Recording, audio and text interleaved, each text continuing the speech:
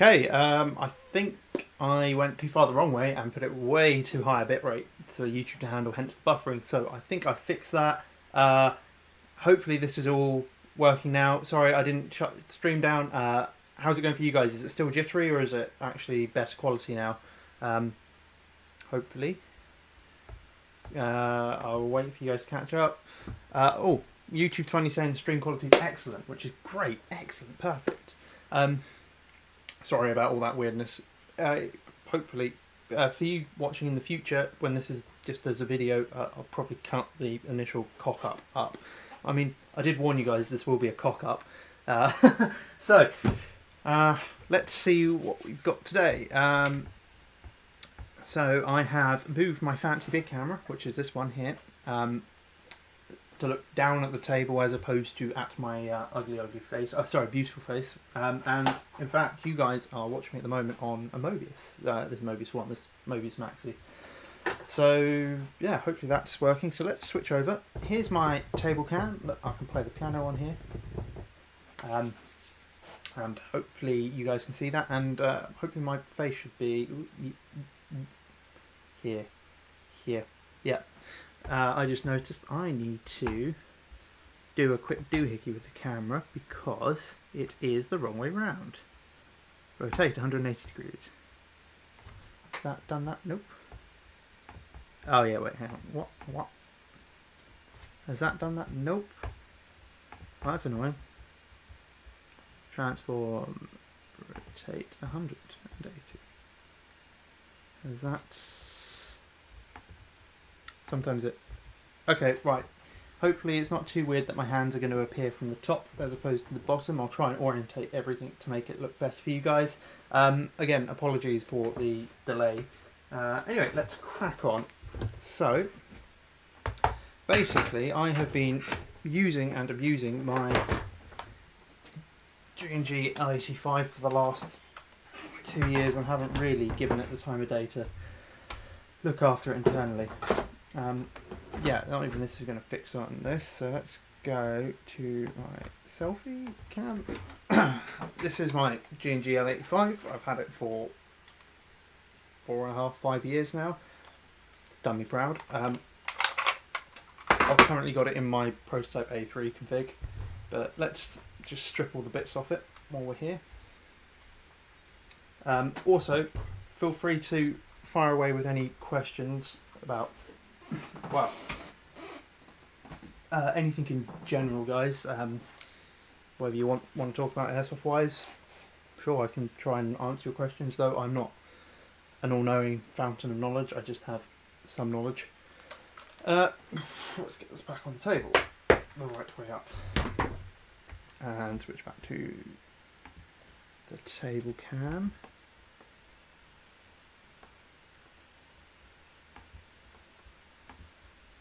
Oh, that'll be why. I've been flipping the wrong thing. Flip 180. Ah, that's so much better. There we go. I have fixed the camera issue. My hand's now come from the right point. Is it broken yet? Yes, Tom, I've already broken the stream and made myself look like a right incompetent fool. So I've portrayed myself as myself. Yes, the A3 look has grown on me. When they first announced it, like 3 years ago, I wasn't too impressed with it, but once I actually got hands-on with it, it's actually quite a nice little design.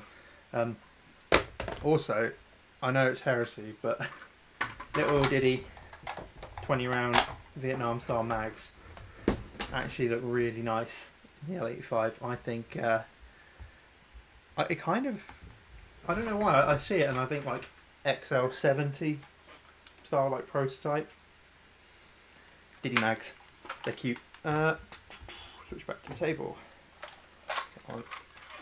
As anyone who worked on a G&G L85 will know, they are a complete pain to take apart and they take years to do it. You've got to... Oh, this is not going to fit on the table, is it? Even right, there we go. So, right pain, you've got to take this rear pin out, that away, and then you just got to slide this upper and the lower, or slide the TMH off the rest of the receiver. Make sure your hop unit stays in the right place, and oh, that's already apart. We can take our hop and barrel out. Here's my hop and barrel. This is still, at the moment, pretty much a stock config, so I have the G&G type ball that came with it, G&G metal hop unit, G&G green and G&G nub in there. I'm probably going to flat hop that today on camera, and I'll probably crack that up. Sorry, I'm trying to catch up and make sure I'm reading everything you guys are saying. Unfortunately, my tripod gear kind of gets in the way a bit, so I've got to crouch down and look. Broken yet? Such an incredible actor, embracing the role with gusto. I am, in fact, an idiot. There's no acting going on here. I struggle putting the EBB together. I don't know how that little metal plate gets in there. Could you show it? Fun fact, my gearbox doesn't have the metal plate on and doesn't have the black compression plate on. I've run it without those for many years and not had any problems. Really, that metal plate that sticks out the front is just there as an extra dust cover to stop crud getting in. But it's a pretty well closed up back end, so it's not really necessary. You can run it without it, and it all still works fine. This gun is a fine working gun. It needs a bit of a clean. So we'll come back to the hop and barrel. I'll put that to one side. Ooh, put it over there. So what's that? I'm not even going to try and pronounce that. I proceeds to try and pronounce it like a mug. Jostraben Butcher. Jostraben Butcher. I'm just going to call you Dress. Yeah, so that plate you can leave off if you really want to. It still works without it, and that plate you can leave off. Again, I think they mainly put it on there to try and make it run a bit smoother with that extra plate sliding over there. But I leave it off because I was always tinkering with this, and then I think I misplaced it. It's probably in one of the many boxes. Oh, it's probably in one of the many boxes over there in my shelving unit. Probably that big one down there. Oh, and I didn't close Facebook before I start this. Like a mug. Oh, there we go. You can tell I'm well prepared for this. Switch back to the table cam. Where is my Facebook? Let's close that.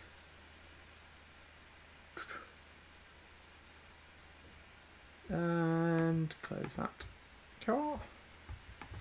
So, like I was saying, very hard to get the TMH, trigger mechanism housing, or as many people call it, the lower receiver, off of the rest of the gun. One pin slide and you're out. That is now all just fancy metal work. We'll probably have a look at that in a bit. And one of the things that definitely needs doing in this gun is replacing all the wiring, because that's getting a bit worn and munched. So true. You're not really taking on your gun if you're not losing pieces. That EBR, probably can't see it that well behind me. That's lying down. This one. There will be a video coming about this, hopefully. This is a mate of mine, and it came with so many missing parts that I have been trying to fix for them. So hopefully that'll be... oh well, it is back up and running. It just needs the final touches done to it. But yeah, I don't think any of my guns have 100% of the parts in them. But hey, that's just how it goes sometimes. Right, anyway, getting on with the...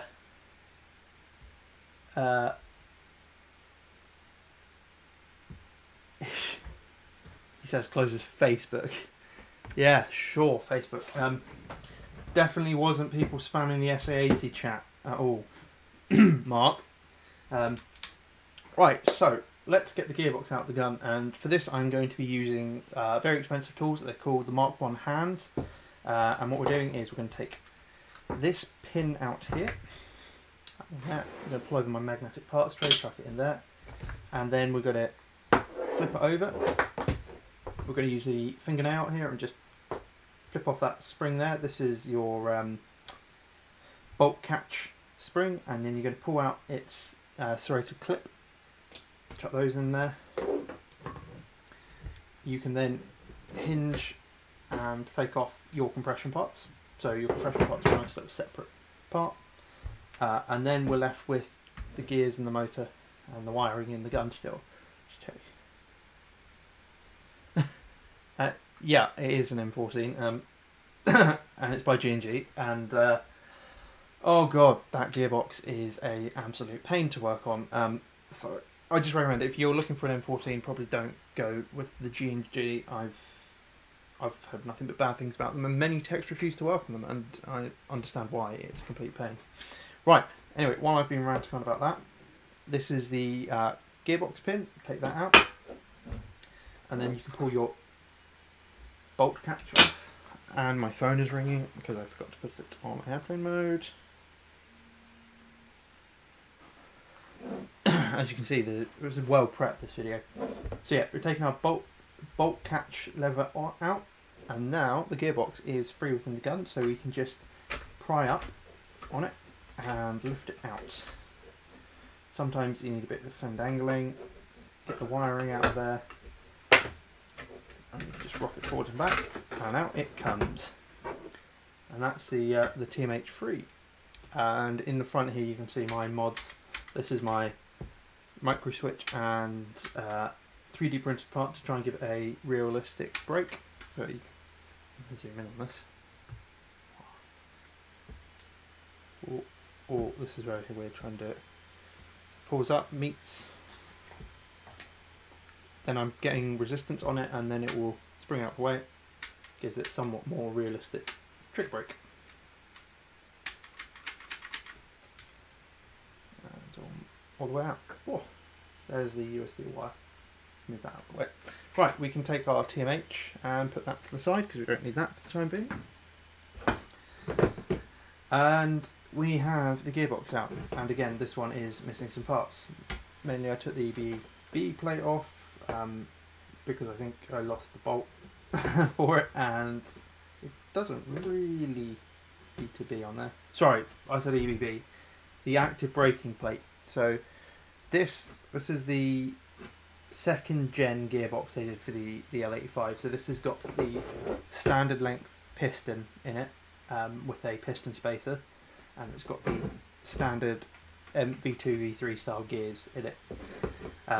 What it did originally have was no MOSFET. It had a wire coming in, went to the trigger contacts, to the motor, and then from the motor it went to a connection here and then out to the negative side.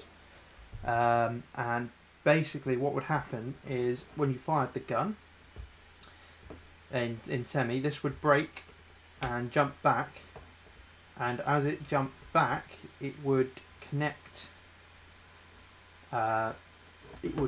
the positive side of the motor to the negative side of the motor and form a loop, and that was a very easy or very quick and dirty anti-braking active braking system, and it was basically a way to slow down the motor. And the idea behind that was to try and get some form of pre-cocking in it, because the blowback in this is actually pretty smartly designed, which I can show you later when I take it apart. Actually, I can take this off now because that screw is missing. Yes, this gun is missing some screws, which I'm going to try and replace. This latch here is the latch that hooks onto the back of the piston and pulls back the bolt. Right, so the piston hits that, pushes it back. This hook hooks onto the mock bolt and pulls it back, gives you the blowback. Now, the way this gearbox is designed is that this carriage can travel all the way back here, and when it's back here, that latch gets pushed up by this surface of the gearbox here. So the piston comes back, and before it's finished cycling, the mock bolt is released and goes forwards.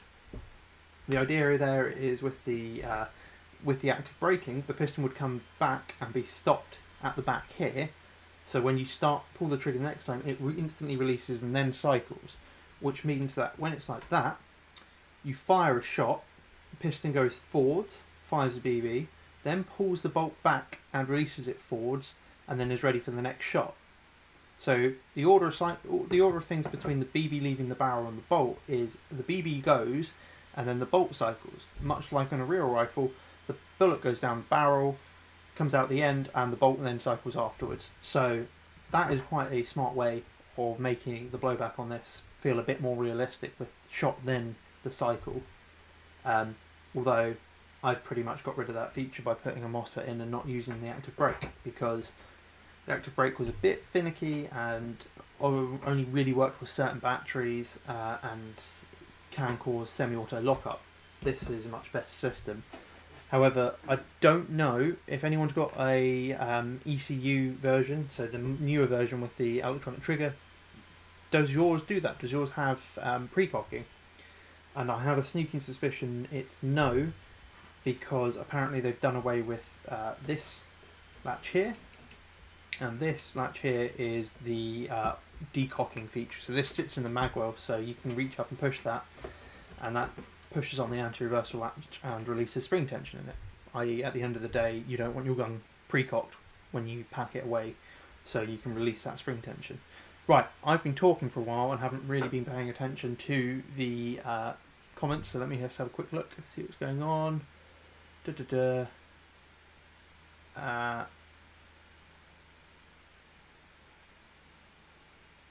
It's so true. Thinper Online probably has been stealing all my parts when I wasn't looking. Mark, I want them back, goddammit.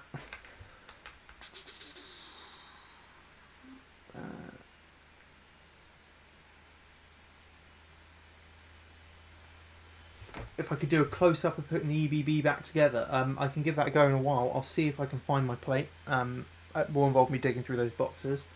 I've got an L85 question. I dug up my old Gen 1 AA and out a MOSFET. Put a MOSFET in, but semi has become one trigger pull to cock the piston, another to fire. New motor time? Rick, that could be, when you put the MOSFET in, did you wire it up like this? So as in, get new wires and go MOSFET to motor directly, or did you just modify the old wire loom so you've still got that active braking circuit in? Because that could be causing issues. If not, it could possibly be a motor issue. If you've still got the stock Army Armament motor, they are pretty pants. I'm sure Mark will pipe up in the comments and rage about those. If that's the case, then yeah, just pick up a new, I recommend high torque long shaft motor. So these are the same motors that go in ARs. I think this is, I've got a ZCI in here at the moment. This works absolutely fine for this. Okay, you got a new wire link. Yeah, so in that case, it's probably the motor. ZCI is fairly cheap. Any high torque motor that's going on AK2M4, he knows his stuff. He tends to buy good internals. So have a look on there. 20-25 quid, and you can get a high torque, and that should hopefully fix that issue. Just trying to think what else it could be. Might be worth opening your gearbox and cleaning it up. The other thing is it will be the longer SR25 length piston, so you tend to have quite slow cycle times with those, so make sure you are holding the trigger and letting it cycle for the whole length there. Right, so what was I going to do? I'm going to grab a battery. This is a 1600 Lemon 1 5C? No, 25C. And just make sure, I'm fairly sure, the gears are still cycling fine. Wow. This was working. Oh, there we go. What was that? There we go. Yeah, that's all cycling fine. Make sure full auto's working. Yeah, that seems fine. So I'll probably open this up in a bit, but my main focus is, I think my compression parts just need a bit of a service and a re-grease, so we'll be opening up that in a bit. What's going on? Normal for an old AA, yep. Ah, other markers joined the conversation. I want to watch, but I'm playing CSGO. Oh, well, why not get multiple monitors, Perfidious Puff, and then do both? It's called multitasking.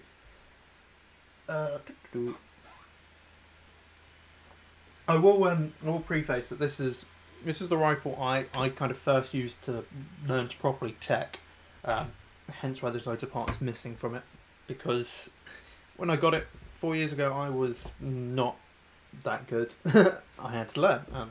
I learned on my very expensive L85.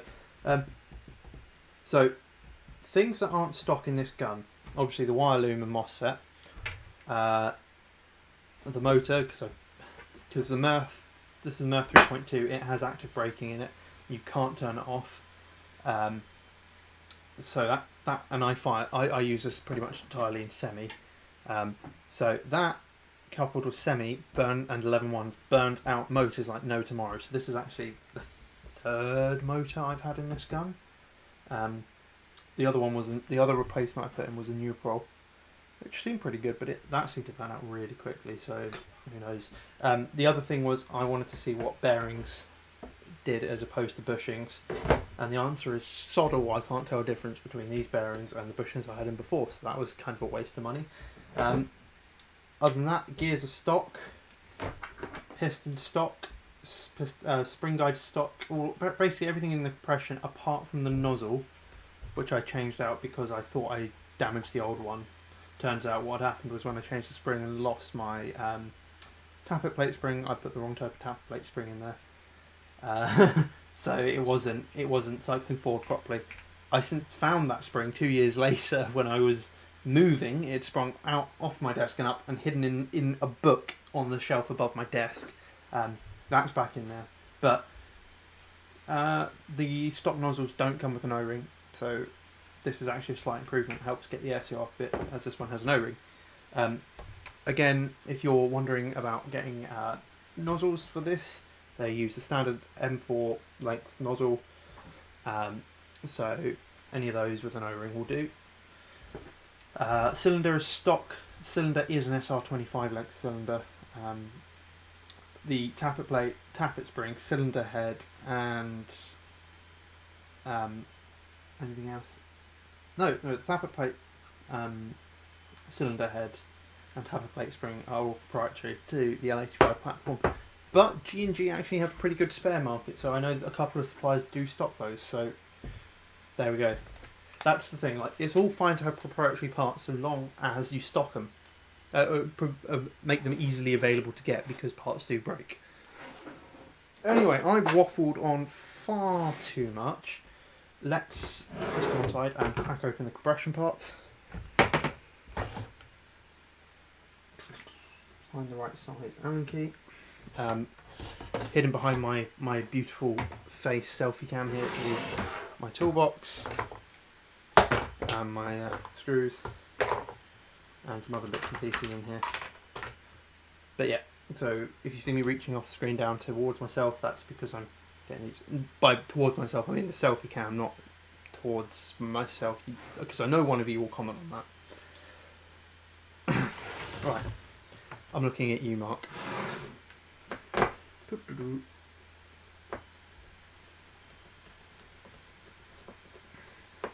So there are normally 4 screws, but some of mine have gone walkies, and I think I do have some spares in stock, so I'm going to go dig those out in a second.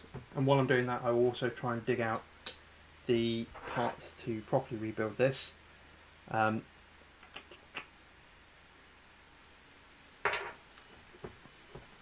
Just so I can try and put it properly back together.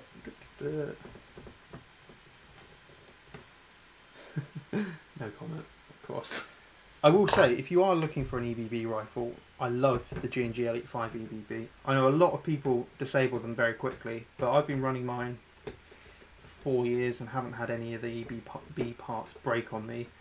The only thing that's happened is I pulled that plate off and forgot to put it back on. So, that's that open. It's actually feeling quite well greased in here. Maybe I serviced this more recently than I thought. Anywho, pop that out. I think that's an M100 I've got on there. To one side. The bastard spring that went missing for a year, no, 2 years, or more. There we go. Put that in my magnetic parts tray, and then we've got the compression parts here. So, unfortunately, this is a custom nozzle because of the offset to the gearbox. Then we've got stock piston spacer, stock piston head, There's a nice little ported piston head, and they're using the G&G green O-ring on it, which is nice to see.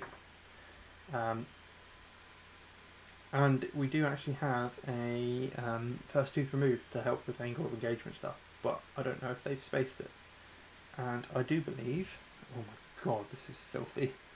I do believe there is a bearing in there. Let's have a little look.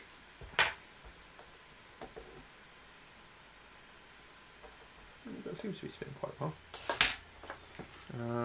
Let's use a long Allen key.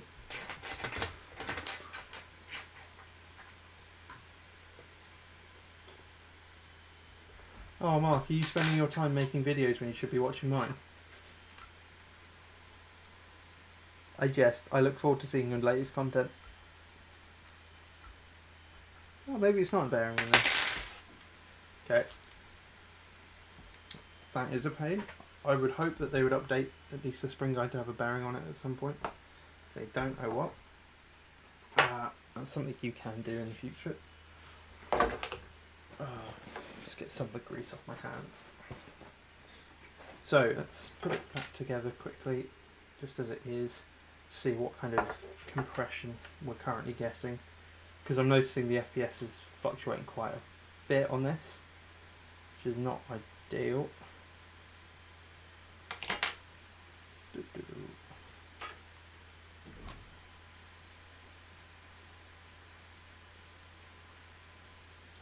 Okay, so that's roughly in its forward and loaded position.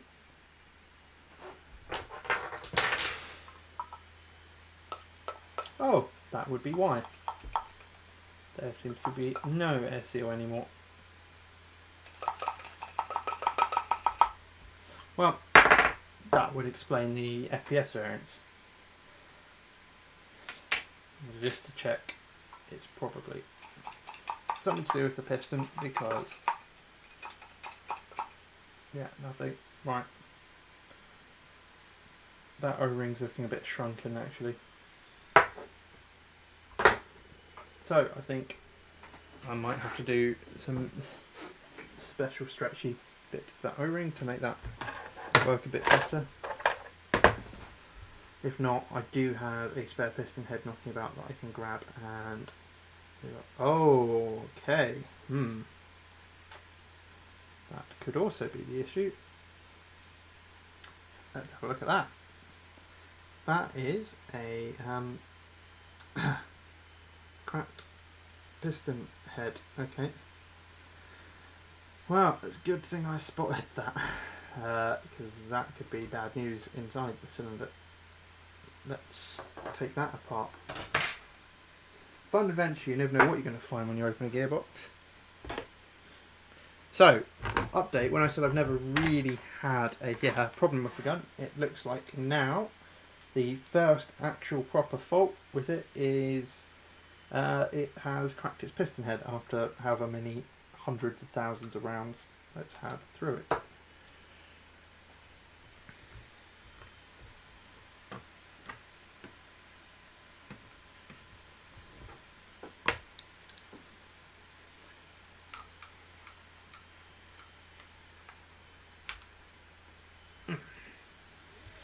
And actually this, Jesus, that's well,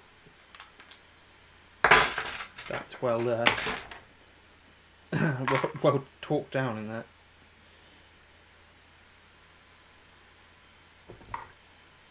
What is going on? What was that? Oh, I just dropped one of my tools. I did. I dropped the nozzle. Yeah, like I said, I normally edit these bits out where I drop tools and bits on the floor. It happens, live with it. That's why I tend to have quite a clean floor around me, so when I do drop stuff I can find it.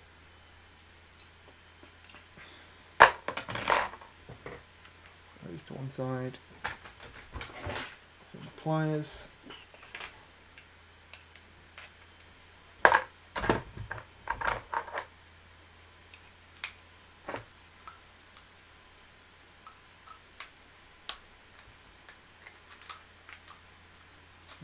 Bloody typical that.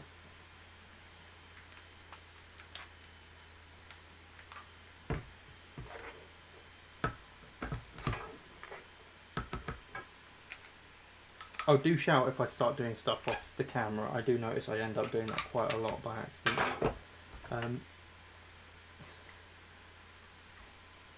What I've done is just wedged the tool in the wrong bloody place.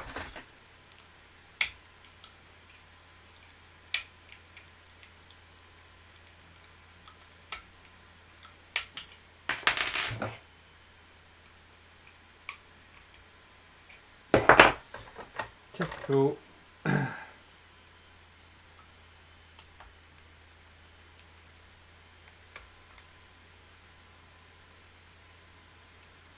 Preventable maintenance for the L85.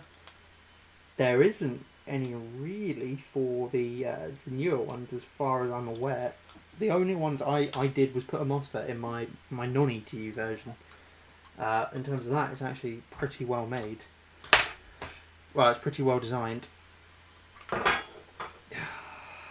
have I actually managed to do this? I have really messed myself up. Yeah, I would consider the general, there we go, the general design of the L85 is actually pretty solid. You've got a nice solid gearbox. There doesn't seem to be too much in the way of weak points on it.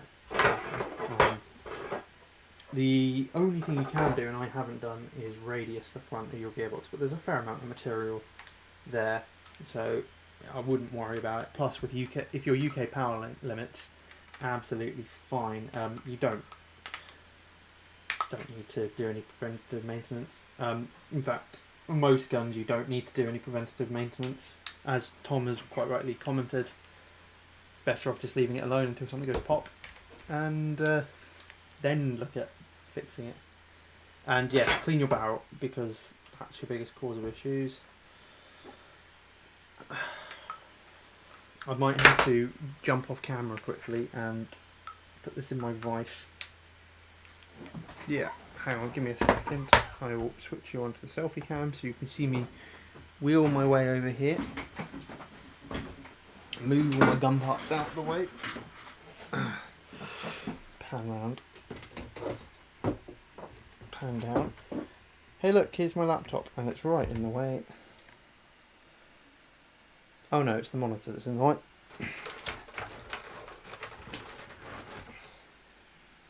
There it is.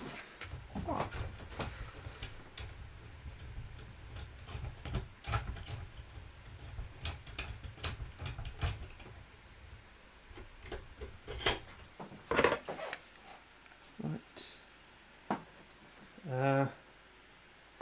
That's all talked down, so hopefully I should just be able to... I'm very close to the microphone here, I apologise for that. Ha! No! That is just spinning in the device. Well, that's useful. Let's try it this way.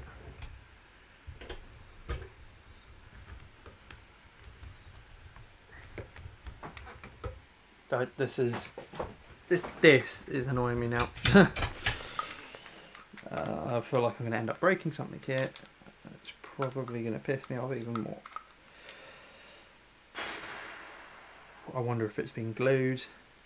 If that's the case, where is my lighter?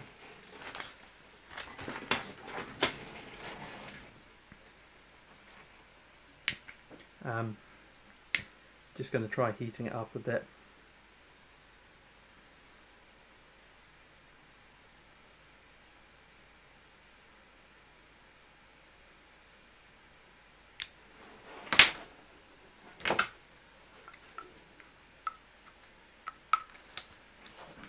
And clamping it.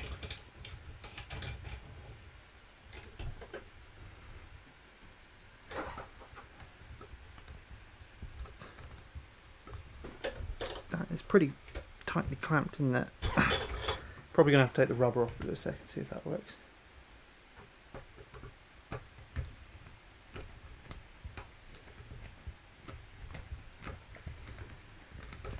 Nope.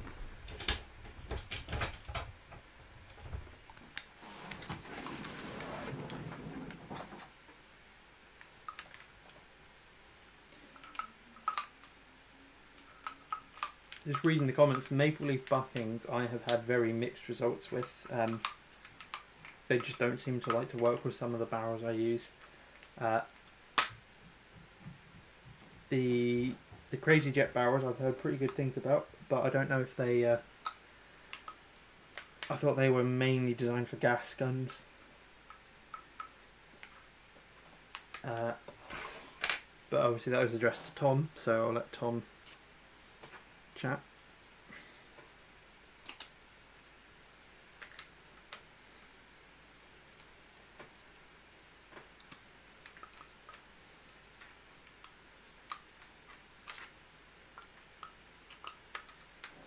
Normally this isn't this hard to undo. I assume that they've Loctited the crap out of this screw, which they probably should have.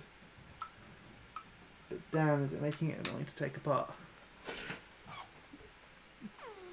Again, I am going to apologise for that. Oop. Wow, this stream that was going to be nice, easy take apart has now turned into... Oh, my gun is completely dead, and, well, not completely dead, is on its way out and doesn't want help, apparently.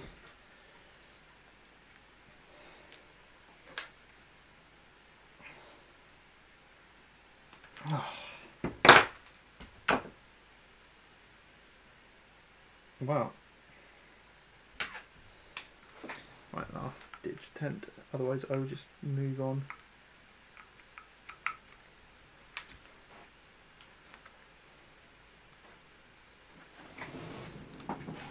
How tight can this vice go?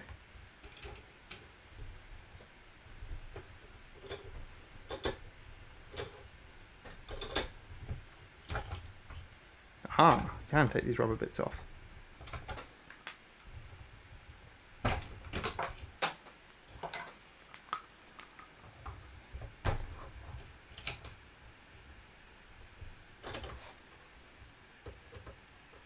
I apologise, I'm off screen again.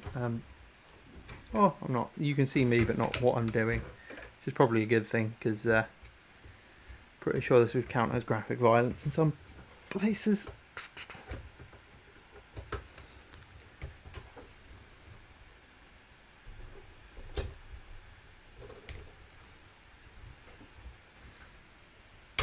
Aha! The sound of Loctite breaking. Music to my ears.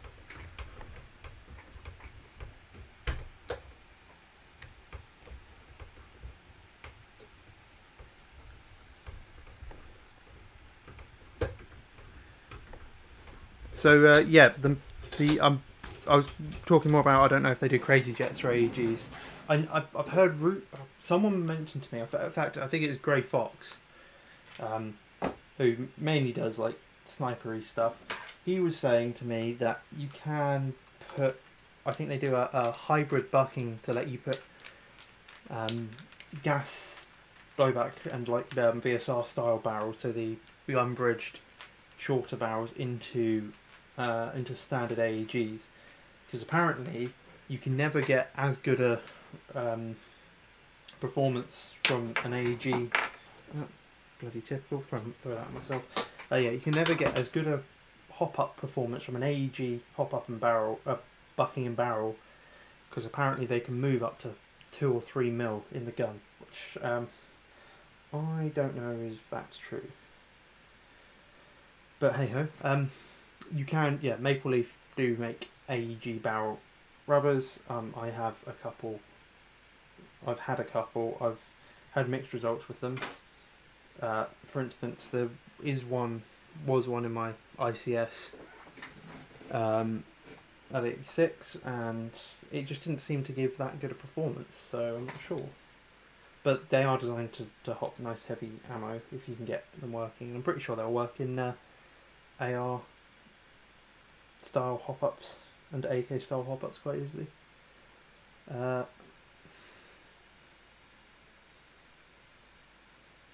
And yeah, so I was just pulling this apart. I've got the piston head off the piston, and it looks like that someone has gone to town with glue or Loctite between the piston head and the piston head spacer. So we still need this spacer, but we don't need this piston head anymore, which is really annoying.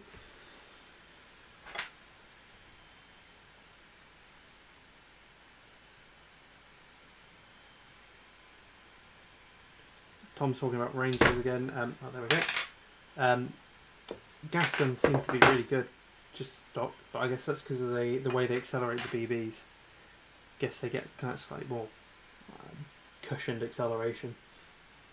Right, so we got the piston spacer. So this is what I was talking about between Gen 1 and Gen 2. Gen 2 they use a standard AR style, well, I say AR style, standard V2, V3 style piston.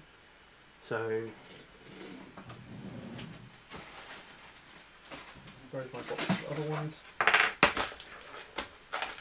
Here is another standard piston. This one is for an ICS, I believe. And here is the one out of G&G. Oh, spin those around so they're both the right way around. And then what they've done is make a spacer. So this piston is now the length of an SR25 piston for the SR25 cylinder, but only has to travel the length of a standard piston. So you only need standard gears, which is all you need. It's weird, they've gone to the length of giving you an SR25 length cylinder volume, but the longest barreled gun they make is the L85, which is the 509mm barrel, which you can run off a standard piston, a standard cylinder volume. Why they don't make the LSW, because this would be a perfect match for their longer 650mm barrel, I don't know.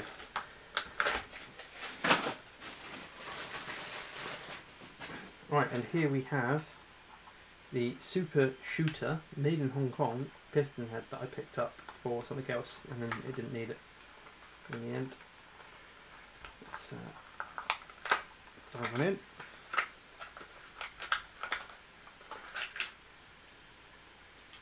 There we go. Ooh, it's metal and shiny. Important. And, ooh, I was talking about those earlier, it's got bearings, which is nice. That's what we want. So, don't need that O-ring anymore. Don't need packaging anymore.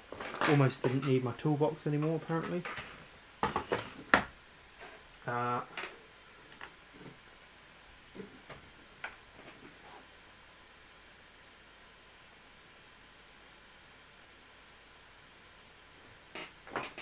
Just to chime in on the whole hop testing, absolutely, always don't just expect what people use on the internet to work. Always do your own tests and find your own conclusions. I know it's a bit of a pain if you're not looking to spend all that much money, but it's well worth it. You just sit down and go through all the different things you're eyeing up, figuring it out yourself. I just threw the toolbit on you.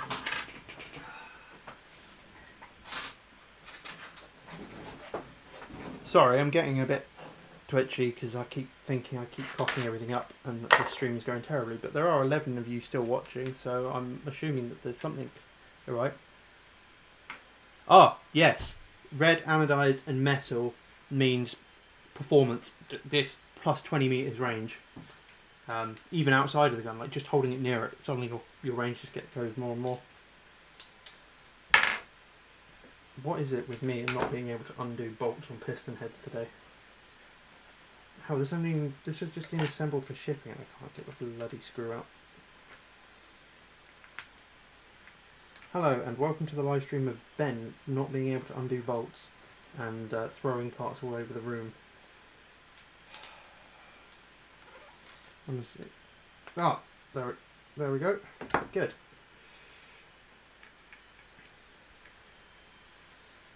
Where is my bottle of Loctite? I know I have a bottle. I will be using that.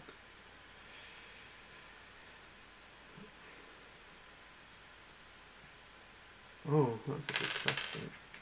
I'm hoping... Let's take this. That doesn't need to stay attached to that. So, piston head goes onto piston spacer.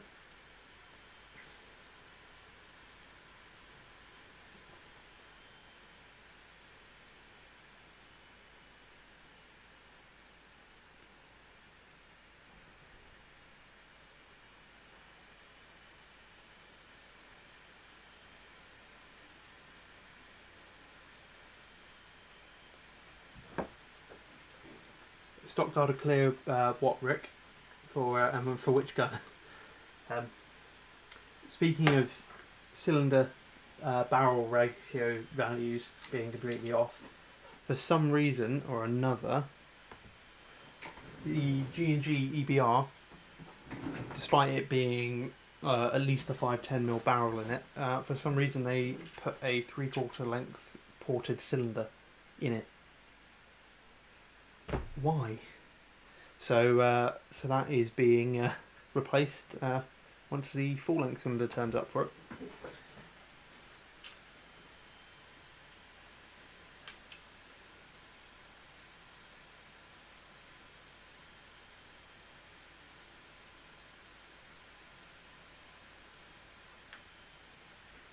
Yeah, Rick, sorry, I didn't read far enough back. The SVD. Yeah, all guns have their own flavour of hot designs that they like. I don't know why.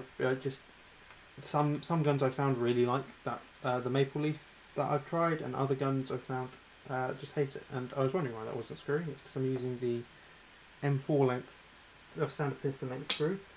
I need to be using this long one. Oh, nuts.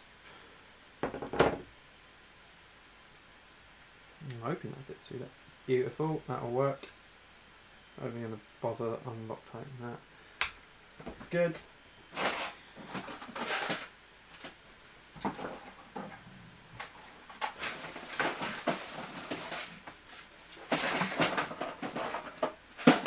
Get my Loctite here. It's got some Threadlock blue. Hopefully this is still... Yeah, that looks still usable.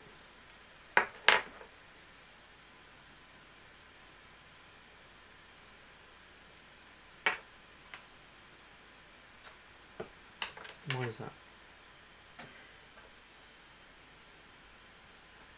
Just trying to pop that apart.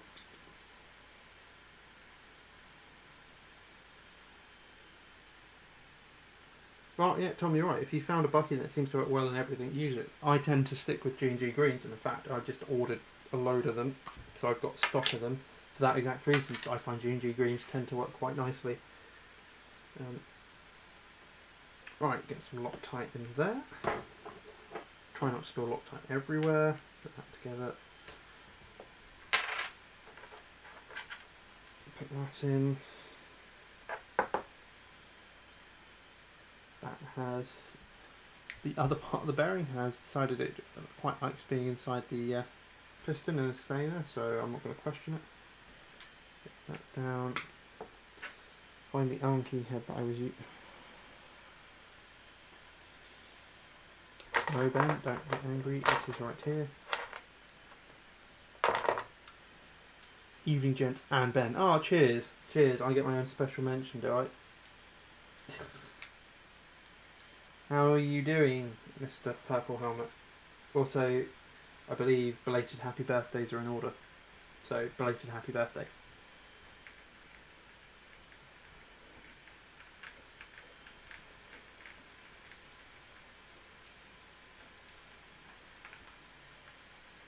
Oh, it goes wrong so much. I have 130 gigs worth of footage from just tearing down to see what the state of the EBR is, and that's going to all be edited down to probably a 10-minute video. Just because most people don't like to sit there and watch someone cock up 100 times over.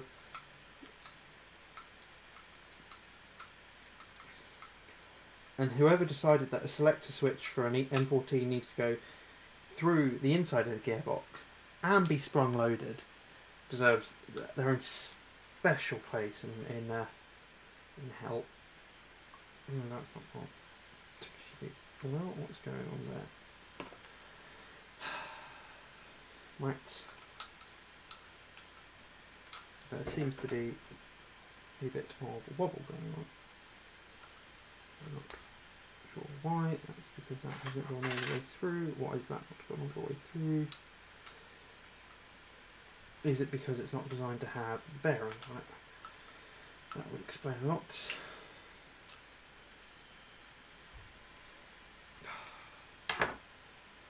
Well, chaps, look, I've managed to cock it up yet again. This nicely shaped bit of metal is probably going to get scarred up by my Allen key, my pliers here, but I need to get it apart to figure out what the hell's gone wrong. Believe it or not, gents, and anybody watching, may that be gents or ladies, whoever, this is probably the gun that I have the most amount of tech experience with, and I would consider myself pretty much a expert on the platform. And look, I am still cocking it up, so anyhow, and I'm sure other people will do too. So don't feel bad if you've got a gun that you've had for many years and you keep having issues with. Just remember, I make videos saying that I know tech, and I'm still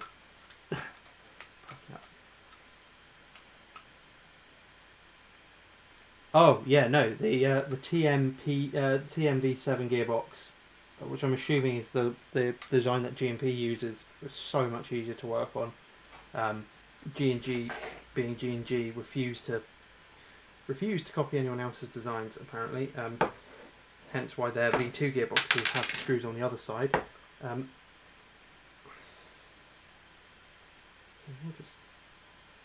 What I've done is loctite myself into a bloody problem. Go Ben.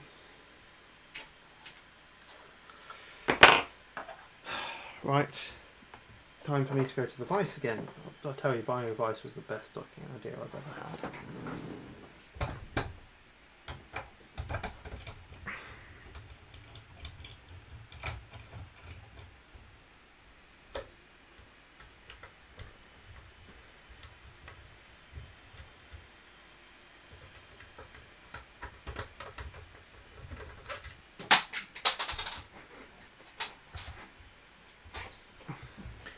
Thing is, I did this change on the AFE a couple of months ago, well, probably just over a year ago now, and this was like a 5-minute job, but doing it on my one seems to be a massive problem.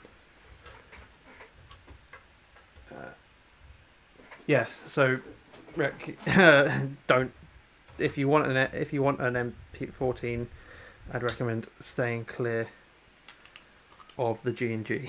Not because it's badly made, it's just when it goes wrong, it is a pain. And that's probably putting it lightly as well. Oh, but of course you'd wedge yourself in there. I apologise, I should have set up a vice cam. Don't buy a resin printer, they're awful. They may look nice and fancy, but they are very, very toxic, and it's just generally quite bad for you.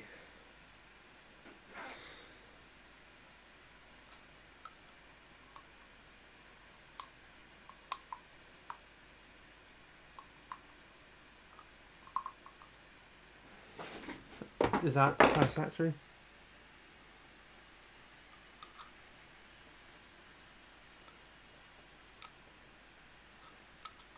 I'm good for M14s until I get the itch for a full-size one. By full-size, do you mean full-size classic or full-size EBR? Because if you say full-size EBR, I will again say, don't, whatever you do, go for the G&G. That's nothing against G&G as a company. As I'm showing here, I quite like G&G for some stuff. It's just other things they don't do particularly well. All companies are like that. All companies have good and bad products. But hey ho.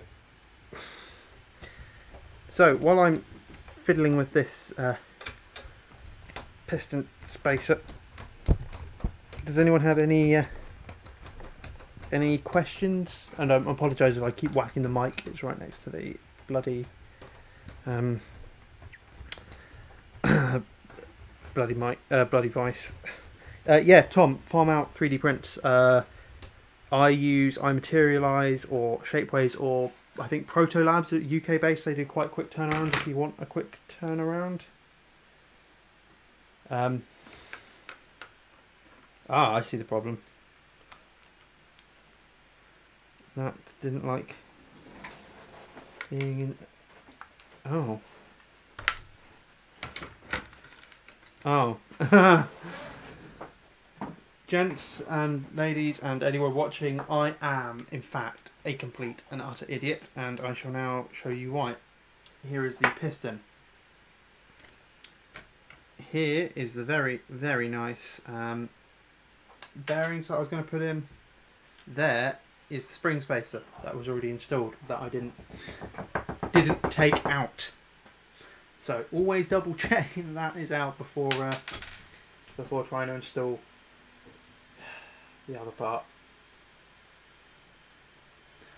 Right, back to assembling this properly. Used to use Proto Labs at work. Yeah, so they do CNC work, and they also do 3D printing work now. If you're looking for ultra high detail, resin is the way to go. If you're looking for nice-ish detail, or details that you can make that can be quite nice but also strength, look at SLS, or the other one you can now print in colour, MJF, which is really cool. It's kind of a hybrid between inkjet printing and SLS printing. So they basically use ink as a fusion agent between the powder particles for nylon, and then swipe over like that and print the layer, and then swipe back and heat it to fuse it, and then lower it down, put the next layer on, and do the same process again. And it's really nice, and you can dye the ink and therefore print in colour. In fact, MJF is what I use to do the rail. Can I drop a 19-tooth gears and piston into your gearbox? Yep, you can. You won't need the space for anymore. You can just put an SR25 length thing in, put an SR25 gears in it, so 19-tooth gears, and it should work fine. Yeah, okay, if it's structural, MJF or SLS, and probably ask for them to just sandblast them and finish them for you. It'll cost you a couple extra quid, but the quality will come out quite nice.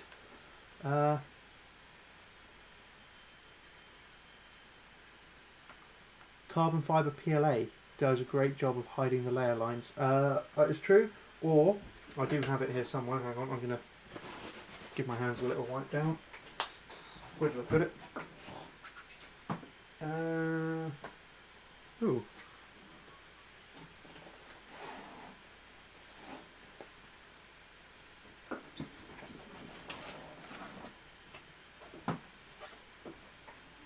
No. One of the SLR bayonets is about to dispatch. Nice bit of sanding and filing, sanding and emery cloth. You can hide your layer irons quite easily with a bit of that. Obviously, I haven't done these edges; I've just done the tops. But if you do it all over, you can get quite nice finish on them. The carbon fibre PLA that's an interesting one. I'm assuming that's going to wear.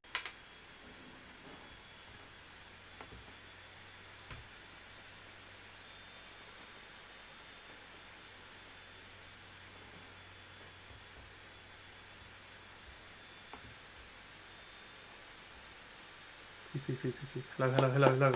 Hello. Oh, I think we're back. I think I'm back. Hello. Sorry. Yeah. Sorry, my internet went finicky. I'm back. Sorry about that, guys. Oh, I've lost so many. Please, if any of you have a spare moment, just shout on the L85 pages or wherever you think people would be interested, and let them know that the stream is back and is running fine. Right, okay, that's right, Kyle. Yes, I was under the impression that carbon fibre, being quite an abrasive material, will wear stock nozzles very quickly. Also, that's a bit of a weird mix, PLA and carbon fibre. But hey ho. Mainly because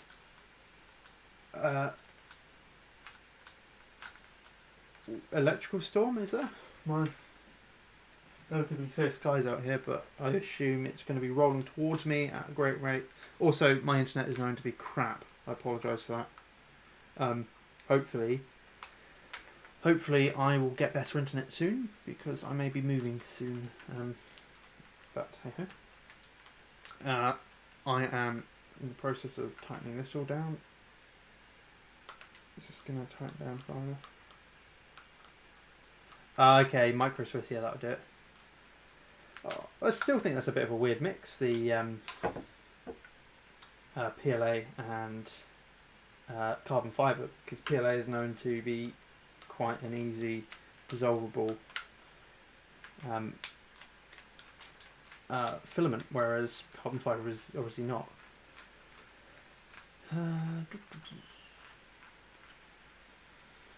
But that's just my 2 cents. I'm definitely not the be all end all of 3D printer knowledge. In fact, with a title like Rick Makes Stuff, I'm assuming you know a fair bit about 3D printers. Okay. So, weird. The there seems to be some crud in the spacer that is stopping me screwing all the way in.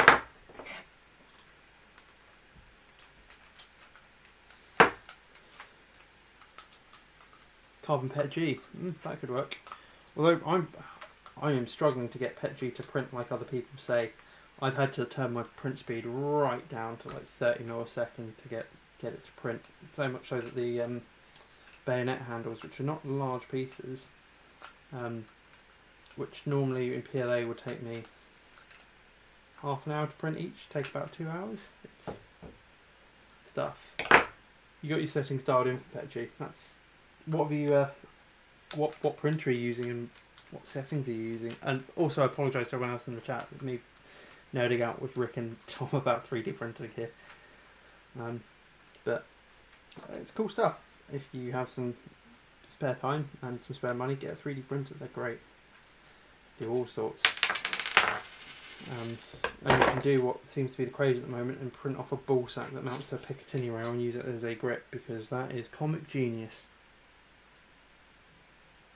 Ah, wow, yeah. Wanhao, or how's it pronounced? Wow. Right. So this is going to be such an easy time. Take it apart, grease it. Nope, it is. I was just going to change the while email, but we're already at an hour and 10 and I haven't even got this far. So why is it getting stuck? Right there. So all that crud. Probably right.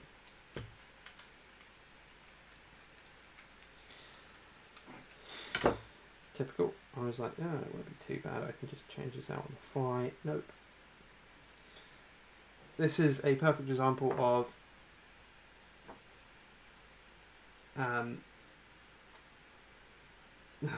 do it right once as opposed to try and wing it. Do it many times.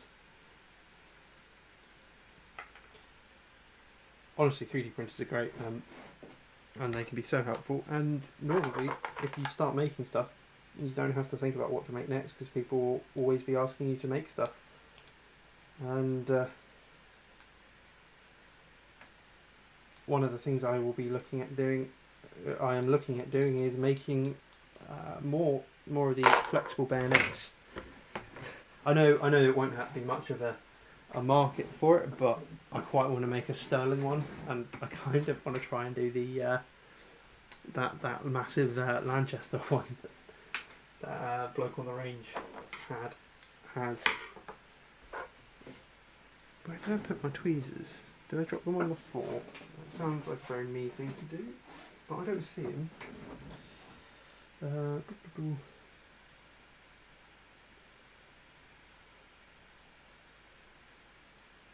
Oh, that's very true. That is very true. And rather annoyingly, mine did break right after. I was like, "Oh, who wants a bayonet?" and then I had all these orders like, oh, can we have bayonets? I was like, oh, I'll get them to you in a couple of days. I'll print over the weekend, and then my nozzle went and properly clogged, and I couldn't clean it, so I had to get new nozzles in. But it was the weekend, so I had to wait a couple of days to get those. And I've realised I've been on selfie cam the entire time. I should probably switch over to tape cam. And I'm just trying to get all of this old locking grease gunk out of the way, because I think that's what's stopping me being able to screw in properly.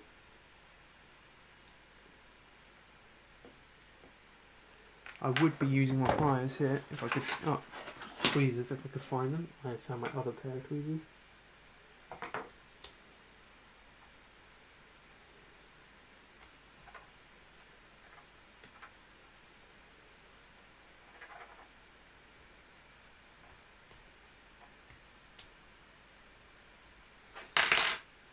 Where do I put that lighter?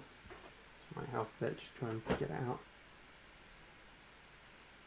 Good Elcan Spectre. Elcan make a great one, very expensive. Other than that, I don't know any way you can get the correct one cloned. So the correct one is the OS4, which is the fixed 4 times, slight different design. But all of the Airsoft clone ones are the Spectre DR, which is not the same scope. It's got the 4 to 1 times function, which you don't really need. Oh, that's where my pliers are. They're under my phone. Typical. And I said pliers, I meant tweezers.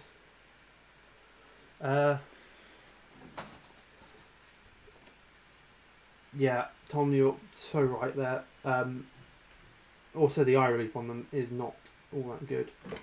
Although I did see someone who apparently managed to get an OS4 clone made by Arrow Optics, but whenever I searched Arrow Optics, all I could find was archery sites, which is not what we want, is it? Where did... And we've reached the part of the build where whenever I put anything down I instantly lose it, which is great. That's the part of the build we really want to be at.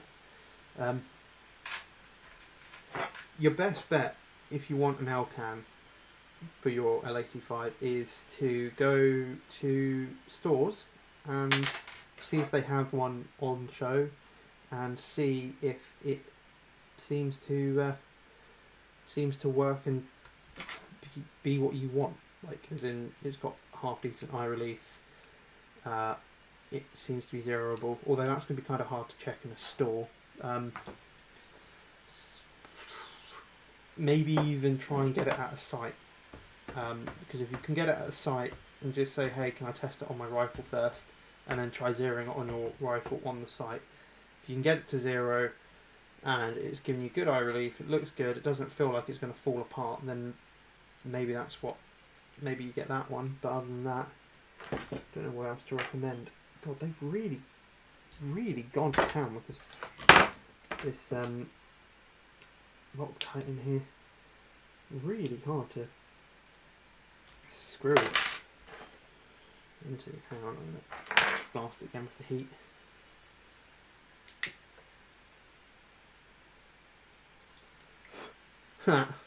Whoops. Sooty. Want that off.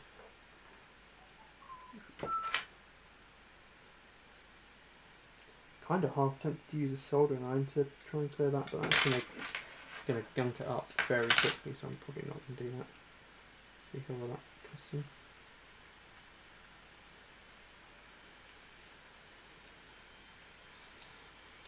Out of interest, guys, what sort of live streams would you want me to do? Because I'm actually enjoying doing the live streams and sitting and talking. But are there any topics that you want covered?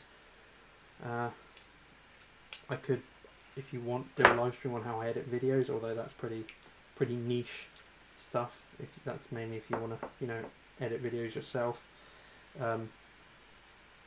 I could get more guests on and talk to guests about things, though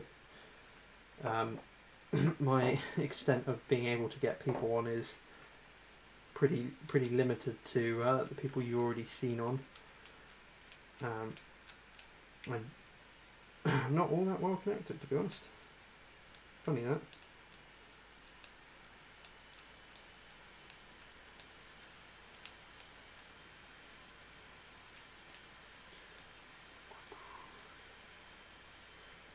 Okay, that seems to be screwing all the way in now. That's good.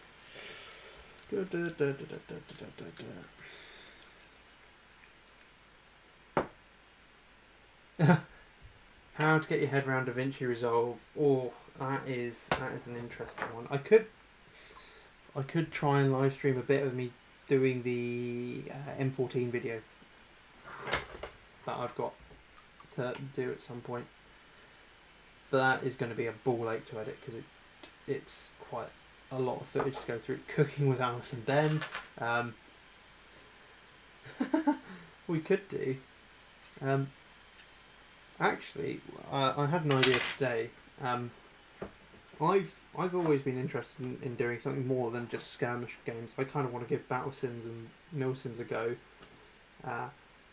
but I know Alice doesn't seem all that interested because I think she's got the idea that battle sims and mil sims are a lot more just standing around and someone pretending that they're a bloody general or whatever. Which I can understand that some mil sims might do that, but it might be quite cool to do a myth busting on what expectations for what a battle sim or a mil sim might be like. Then again, I need someone who actually does battle sims and mil sims to come and talk to us about it. Come and crew at Gunman. I want to. Once it's back up and running, I definitely want to. Especially seeing as I'm only like 40 minutes away from Tuddenham now. Tundenham, and I may be moving to be even closer. Where's the cooking it? Oh, don't. The first time I used an MRE, British Army MRE, we didn't get told that you're not meant to empty the contents into your mess tin, and yeah, that was a pain. That was a pain to clean. Jeez, yeah, okay, I'll have to get some MREs and teach Alice that actually you don't need to put smoke paprika on everything, especially MREs. They do any Welsh MREs?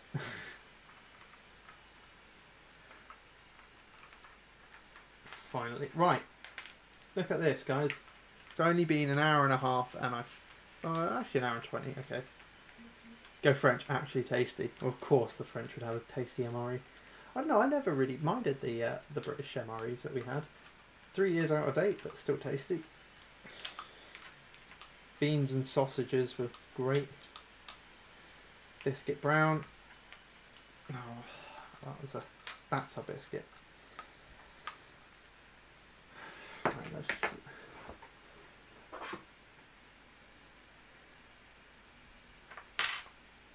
Custom mods, okay, yeah, I can talk about that. I can tell you about how I had to take a drill to my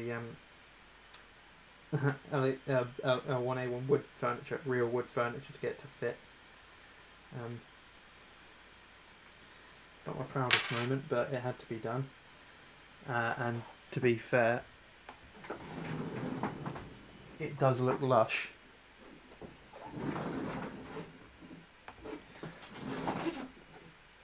This Loctite seems to have Loctite itself, which is great.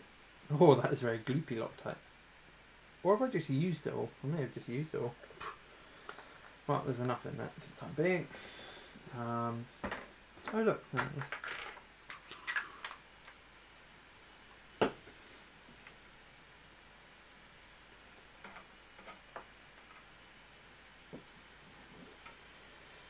Yeah, I always like the boil and go wrap pack design, and I also appreciate that they can pretty much be used by anyone in the British forces, because pretty much all vehicles have a bovvy.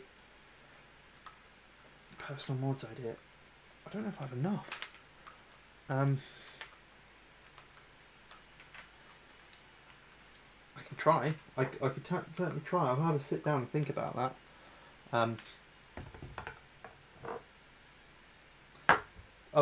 The question is, are people enjoying this, sitting down and watching me work? Like, because I guess a lot of, well, even my tech videos are very cut down from what it actually is. It does take several hours to do tech work.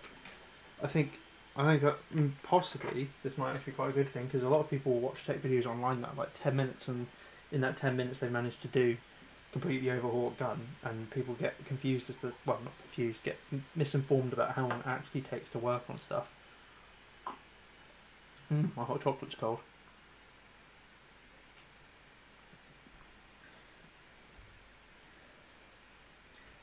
Just not have a natter. Yeah, well, that's the thing. This is Airsoft's all about chatting shit and slinging BBs, really.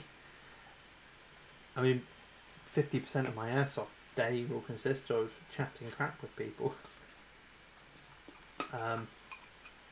Or having the age-old debate of, oh, why do you have an L85? They suck. To which I don't think they do. I think they're quite nice.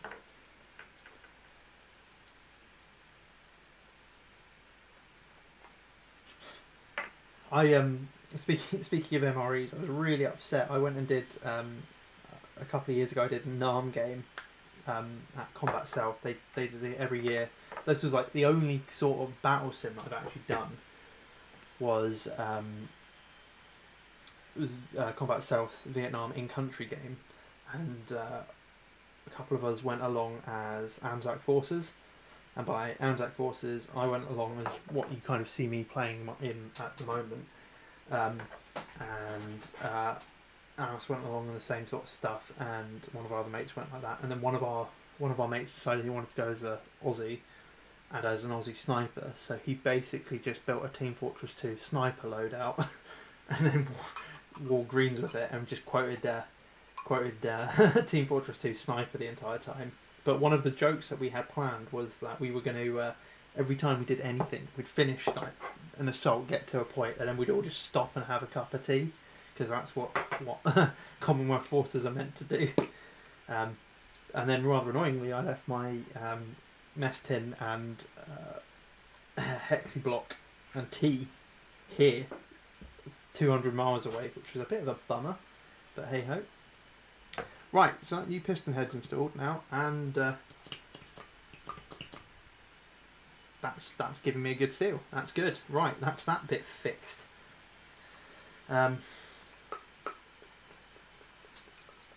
Which is good. That was only an hour and 20 minutes.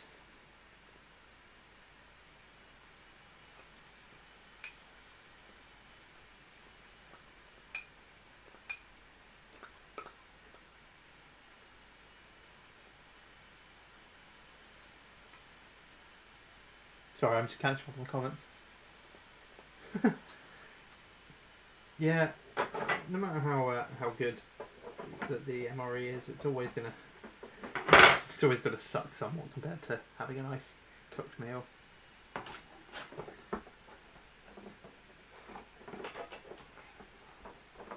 Okay,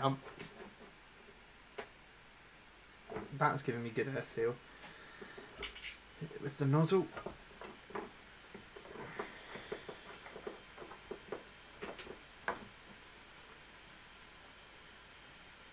Nozzle's giving me good air seal as well, which is nice. So that is the compression part. Pretty much done what I wanted to do. The rails have still got a bit of grease on them. Oh, I am seeing a bit of muck at the back there.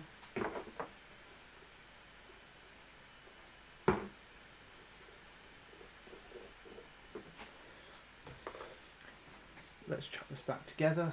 So tappet plate on. So I know this isn't a quick change spring guide, but I do like having the split up and lower. I find this is a really... Oh, my head is blocking the shot, isn't it? Sorry. So I just caught that on the stream. I do like having a split upper and lower.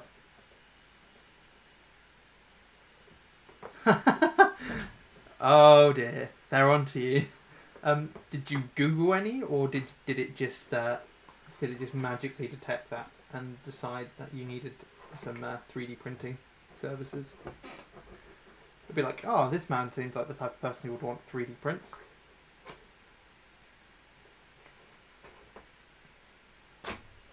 Okay, that is pretty much 100% air seal, which is good. Got the gunk out of that side. How's this side looking? Grease. Sorry, did I just? Yeah, I'm in front of the camera again. But sorry, I'll do that there. A bit of grease. Fine. So anyway, before I got. Oh, Zuck is listening in. Hey, if you're watching the live stream, Mr. Zuckerberg, I wouldn't mind it if you just sent me some of that sweet Facebook money. Cheers. It'll allow me to get some more guns to show off and pull apart and lose parts for.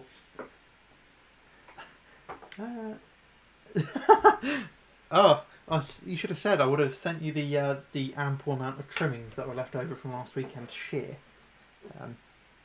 Don't look too closely.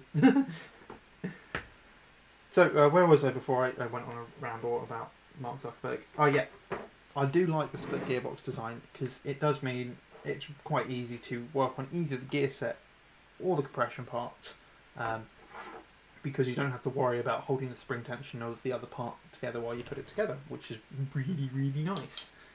Let's put that in there. That's our tappet plate spring. I will say this spring does seem to not want to load the first 10 rounds into of a fully loaded mid cap, which is a bit of a pain. Although I have heard rumours you can put spacers in to pre-compress the spring, which might give it a bit more oomph in loading. Right, let's put this back together. If anyone still wants me to try and find the parts to put the blowback unit back together, I can quickly have a look for that. You'll probably hear a lot of crash banging and me swearing, which might demonetise the stream. Oh, what am I talking about? I'm not monetised anyway. But before that... Oh, that was what I was going to show you. Right, focus in, kiddies. Here is the blowback unit. So the hook is here to hook on to the bolt, the mock bolt. So you can have the bolt all the way back and this not in the right position. It can slide back and lock into place properly, which is good. And then you have this sprung-loaded lever here, which, when it's sitting in its tracks like so, engages with the piston, as you can see there. Hang on. Let's go super zoom. As you can see there, piston engages with that and then pulls that back. As it pulls it back, it gets to here, which, if it's in place properly, will pull the catch up until it is above the piston, at which point this will slide all the way back forward, while this still comes back, and then this cycles. So that there means that the bolt goes forward before the piston goes forward. So in a pre-cock system, what would happen is, I'll zoom out so you can see the whole gearbox. This would sit back here pre-cocked, like so. You would pull the trigger, it would cycle the last bit and release. It would slam forwards and then be picked up and pulled back with the bolt carriage, pulling the bolt, releasing it, bolt goes forwards. So your shot would be BB goes out, then bolt cycles, which I think is quite a neat little system, although without pre-cocking that doesn't work. Maybe I will pick up a Warfet to try and get that to pre-cock, because that would be quite a nice little feature to have that pre-cocked and the bolt cycling properly. Not that it really matters, it's just quite nice to have the bolt whacking back and forth right next to your head. It gives you a nice... I think even though it's not as heavy a recoil as other guns, I think it is the most immersive because it's right there and it's quite loud in your ear when you're firing. And then if you're an idiot and like to fire at southpaw, then it's right in your face. Luckily, it doesn't cycle the full length, otherwise you'd be doing some nice dentistry work quite easily with that. Anywho, got a nice little spring here. This was originally blue covered. You can still see it, it's starting to wear down a bit. I can't remember what maker spring this was, but hey ho, I'm just going to put a bit of silicone grease over it. That should just help mute it down when it's cycling and help minimise the amount of twanginess that it produces. So we'll just give that a rub. Give your spring a good old rub. Oh, that's a very niche reference. If you can't tell, I'm full of niche references and humour that 99% of the population don't find funny. But hey, at least someone's laughing, even if it is me. And right there, ladies and gents, was a pro, 100% pro spring install. That's how all the pros install their springs. They like to kink it out, kind of pop everything out a bit, just to make sure that they all still move. And then we'll just put the upper on, other side of the gearbox. And I just realised I built this into the wrong side. Purely because on this side there's an extra latch leaf that this spring sits into. So I'm going to have to do a little bit of fang dangling with a pair of tweezers to put this back together properly.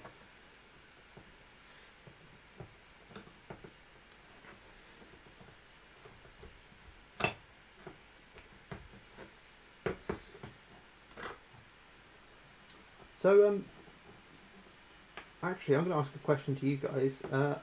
I'm finding that I haven't got much in the way of airsoft content to watch at the moment. I get Tom and Mark's videos coming through. I watch Negative Airsoft when his videos come out, even if it is just because I like making myself mad. Well, saying I don't like Negative Airsoft, I just sometimes find that he does trigger me, and I know it's because he's trying to trigger people. But hey ho. What other channels do you recommend me watching? Subscribe to most of the big gamer channels, gaming channels. But I would like to find some others to watch. What are you all watching, other than someone suck at tearing down the gun that they have the most amount of tech knowledge about?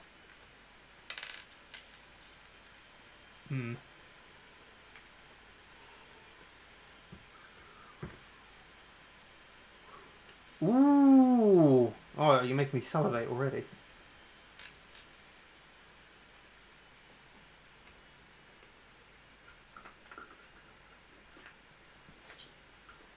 Does the cuisine change sides halfway through the review, Tom? Ba-dum-tsh.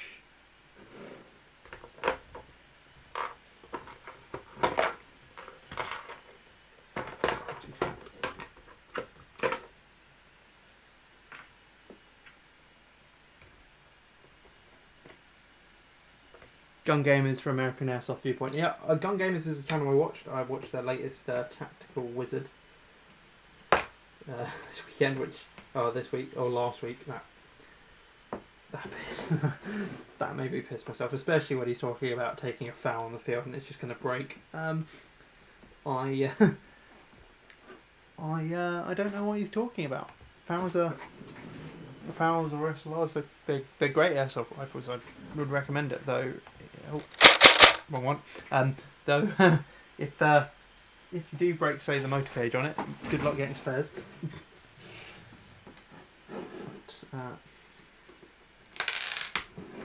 The magnet's gone in my head. Swamp Cypher. I haven't watched Swamp Cypher in a while, actually. I thought I was subscribed to his channel. Has he not put out any content recently, or is he still churning stuff out and I've just managed to fall off his sub list?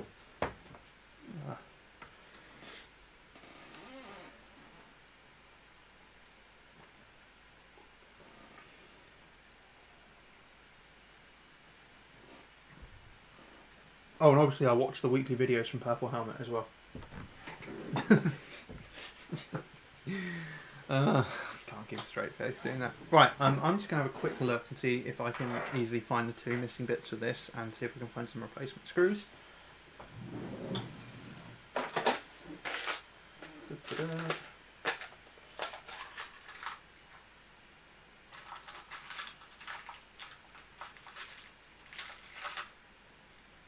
No, they're not in this box. Oh, I've got spare magnets in here.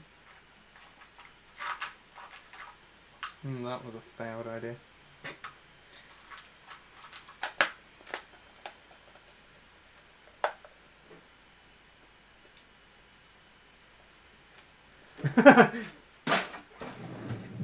No, you're not meant to have a fetish for her. It's meant to have a fetish for Judy. Praise Judy. Praise Judy.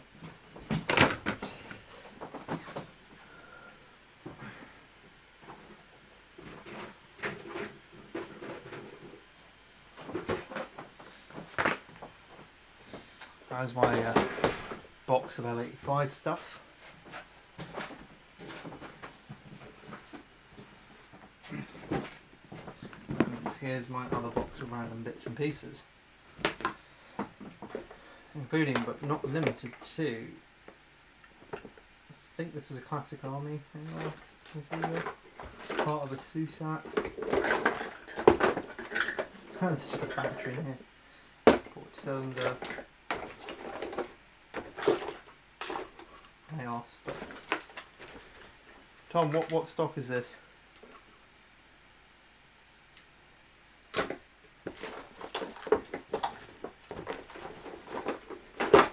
Ooh, a Gen 1 WeTech AR, Stanag mag, attachable carry hand. Which is amazing for someone who hasn't owned an AR other than that M16. I have so many bits.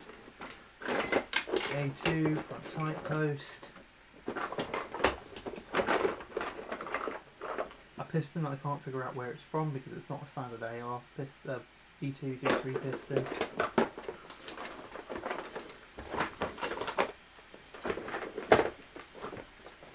I think that's a TMMP7 full post, not on that.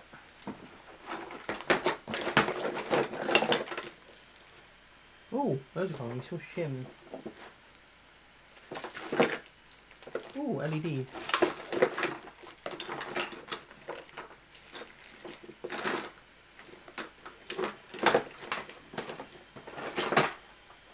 Another TMMP7 Magwar. Gen 3 Car 15. Why, thank you, Tom.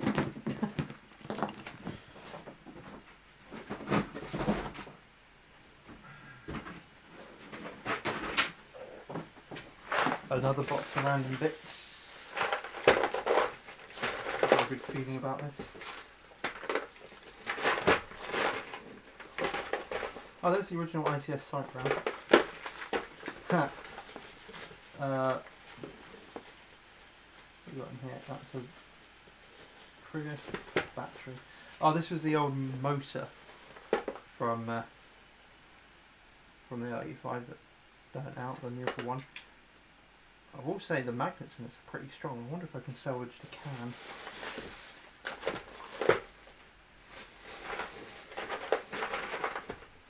Nope.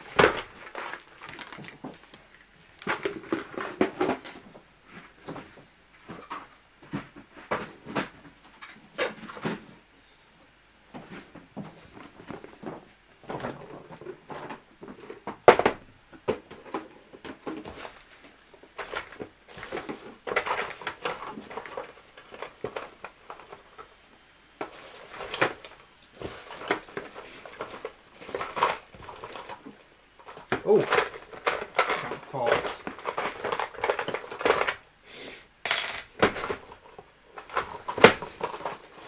Now, what's the likelihood I have the...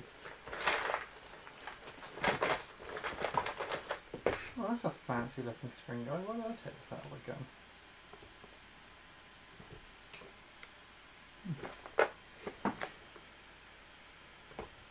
Quite rare now. Oh, so what you're saying is I can sell that for lots of money. Tom, I like your thinking.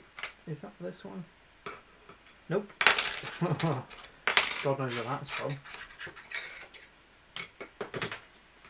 Yep. There.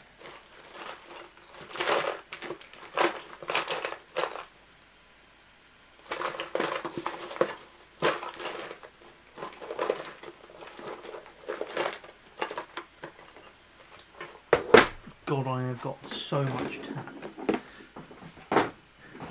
Actually, that's an interesting point. I do have a load of parts that come off a old classic army. I don't know what it was. Probably the classic army AR-15 carbine. I can't remember what they called it. Any idea what the going rate for those parts are nowadays? Aha! Screws, though they're way too long for that use. I don't smoke, but cigarette filter is actually quite nice as a quick and dirty way of cleaning your barrel. Oh ho ho! These, I believe, are the original bearings out of this gun.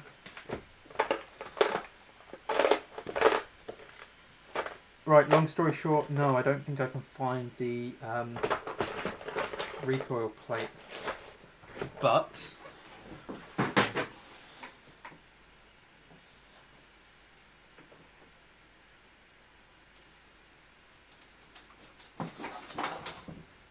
I do have the AFV, which I just pop it open a second and take the bloody sling off it. Memento.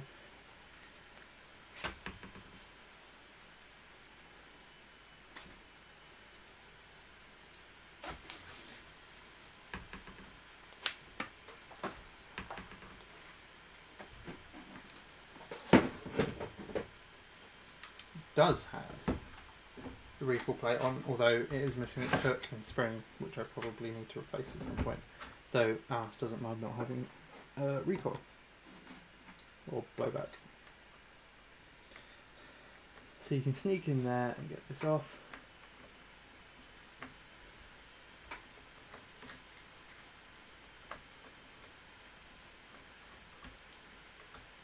In fact, I do have an army armament bit sitting around somewhere.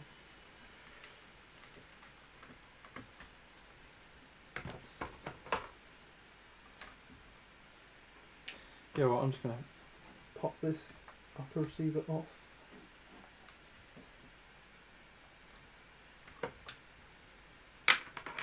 That one, this one's been around slightly longer than mine, and as such has got a bit, some other bits missing. For instance, the takedown lever is missing its little tab. That makes it a bit easier to pull apart.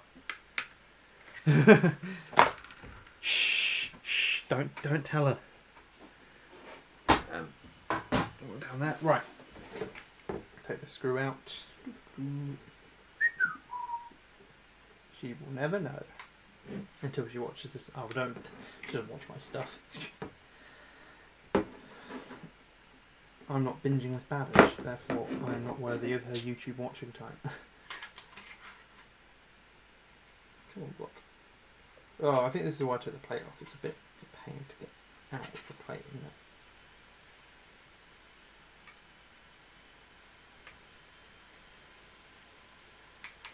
There we go. So all the plate does is sit in here, tucked underneath that spring, like so. So, oh, who was asking about this? He's probably gone off the stream now because I've waffled on for so long.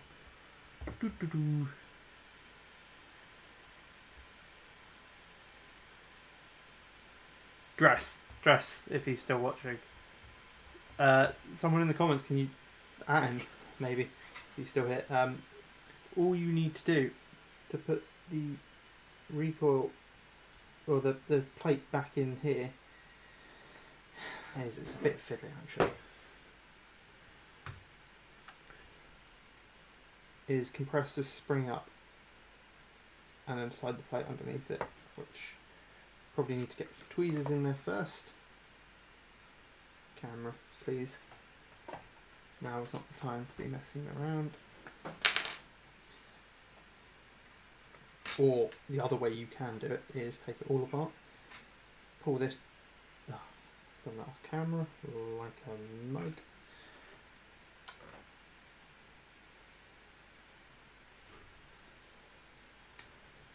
Okay, table is where you want to focus, right?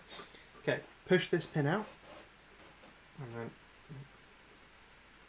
pull it out. Take the latch and spring off. Put this plate in so it hooks over that little lip. Hopefully I can zoom in. What? Put this plate in so it sits over that little lip.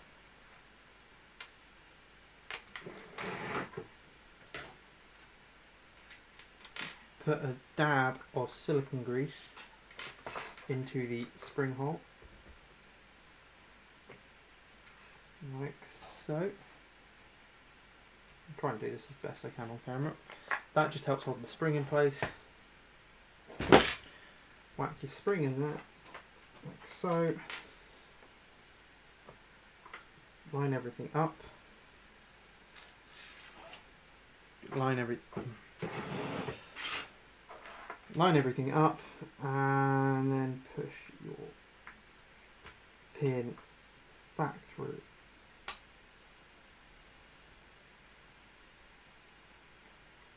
And then there you go, that is it back together with dust cover. Which reminds me, I should probably order a new dust cover to help cover mine from dust.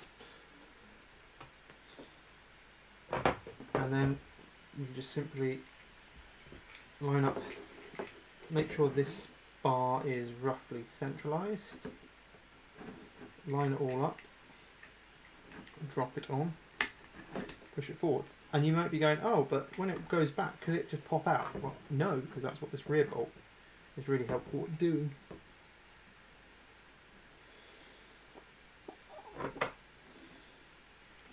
This rear bolt here, use the right size Allen key then. This rear bolt here, quite helpfully, just holds that in. I just realised that my mic is not quite pointed at me, so am I still... I'm audibly fine. I'm assuming I'm audibly fine, seeing as you guys are all still here watching, and you wouldn't be watching if the audio was pants. So, anyway, that's that all back together, minus a hook, which I'm going to have to source a new one for. In fact, I'll probably have a new one somewhere. I'll have to dig those out at some point. That's that back together, and then grab the lower or the TMH, drop that in, push the locking bar through like so, then grab your tweezers,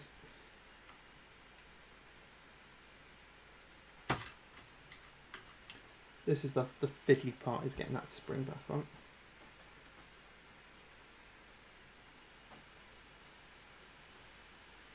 And as you can see, this one's been a bit stretched and abused. Mine is pretty similar, and it's normally because it's pinged off before I put the gearbox back together, and then it's got kind of munched a bit between the between the receiver and the TMH.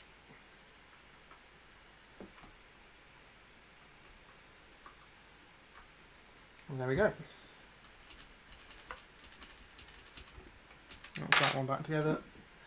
And we'll end this side quest by tying these together in front of the selfie cam. Watch out. Rack the bolt, make sure it's all boo. And I don't just rack the bolt because it sounds cool. You actually, well, this one doesn't because it doesn't have the hook in, but if you've got a blowback one, the first thing you should do when you put it back together is rack the bolt to make sure the bolts come back and hooked onto the blowback carriage. Little pro tip there. Does anyone want a quick demo on how to put a SA80 3-point sling on?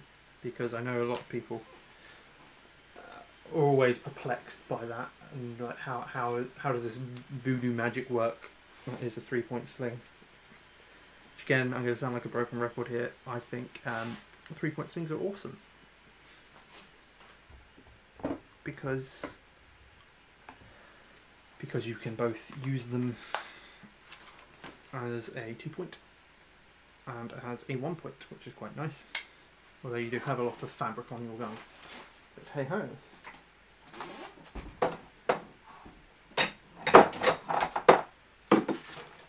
That's that side quest finished. And then let's switch back to the table cam. Yes! Yes you do, okay. Right, give me a second, let's put this back together. Oh, I hate this. It's just an extra step that I don't see the big point in, but for completeness sake, let's get that on there. So that back together, and then my blowback carriage with hook, sans dust cover. I speak like I'm fluent at French. Laughs.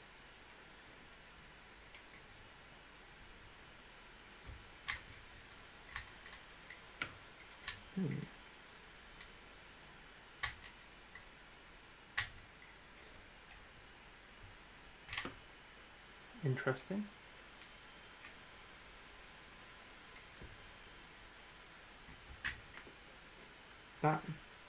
Has that messed with my blowback?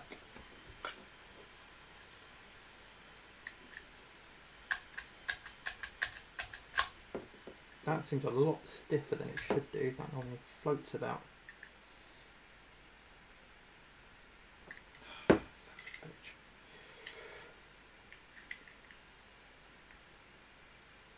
It's the only good 3 point. A quick 2 point. What's a quick 2 point? Because I've always thought a 2 point is where you've got it slung fore and aft, and you basically just wear it like a bandolier or stuff. And then a 3 point, I don't know. I find the 3 point really useful. Why are you so stiff?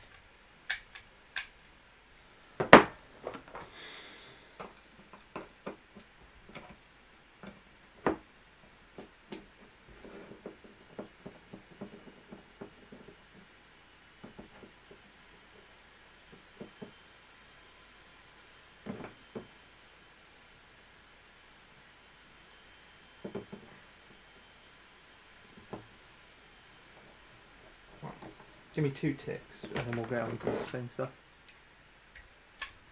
Oh right, yeah, okay. I see what you're on about. That's kind of what a 3 point does. There does seem to be something funky going on here, and I wonder if it's the plate is causing it to clamp down a bit too tightly. Or if my pin is just... don't think it's the pin.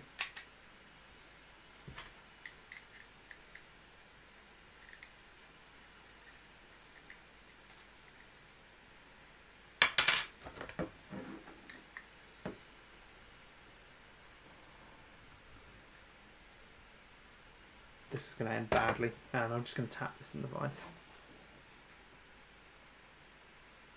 Covered up all the controls. I don't think it does, to be honest.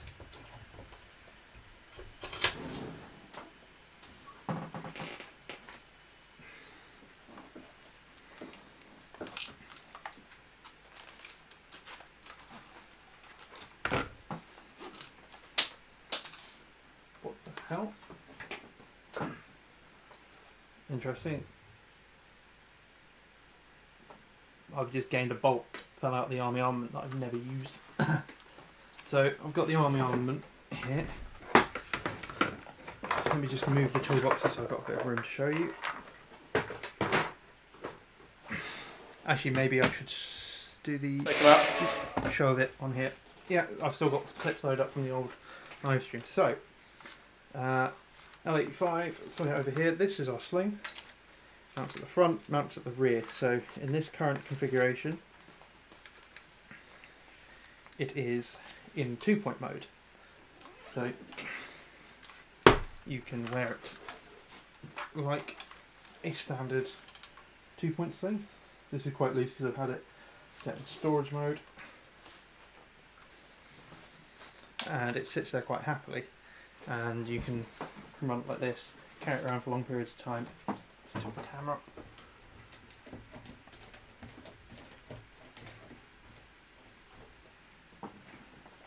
too high. So you can have it like that, or if you want, you can just have it around your neck, which is how a lot of people like to run 2 points. But let's put it back in the proper way. You can have it up here. You can swing it around, have it tucked on your back. I'm just being a bit careful because I don't want to whack into tripods and stuff. Carry it around on your back quite easily. But then, nice and easy, you just do the front clip. The way it comes, and you've got it in a nice 1 point. Very easy to manoeuvre with, sort out. Obviously, it's with a 1 point. This is designed to only be shouldered on your right shoulder, so it's a bit hard crossing over. So for airsoft, I tend to run it a bit looser because I'm not normally having it on the march. But it means I can quickly jump over to firing southpaw if I need to. But again, still with that, it will happily sit there, and then if you've got it, you can just drop it down like a 1 point and have it loose to your side, still swing it around your back if you need to, and then switch it back to 2 point. All you do is you run this forwards, and then it clips and you're back in. So that's why I like the 3 point on this, because it really does work quite well. Yeah, muzzle up carry is weird. I've always wondered which is the right way to sling it, and in most MOD photos I can find they do sling it with it muzzle up carry. And in fact, I'm pretty sure that's how I was taught to carry it. But I would have thought it would make more sense to muzzle down carry it, because if I switch it over to muzzle down carry, the rear weight of the rifle is then being held by your sling on your shoulder. So when you release and come up, that's fine, but when you're carrying it, it's setting quite nicely on the shoulder, and it still helps support it a bit, especially if you try and brace it in the 2 point position. It lifts most of the weight and holds most of the weight in there for you. But I don't know, I'm pretty sure the correct way is muzzle up. And in fact, I refer to Mark in the comments if he's still with us, because he was trained squaddy. Cool sign shotgun saying muzzle down. So it is muzzle down. Hit yourself, yeah, that is a big point of a big issue with 1 points.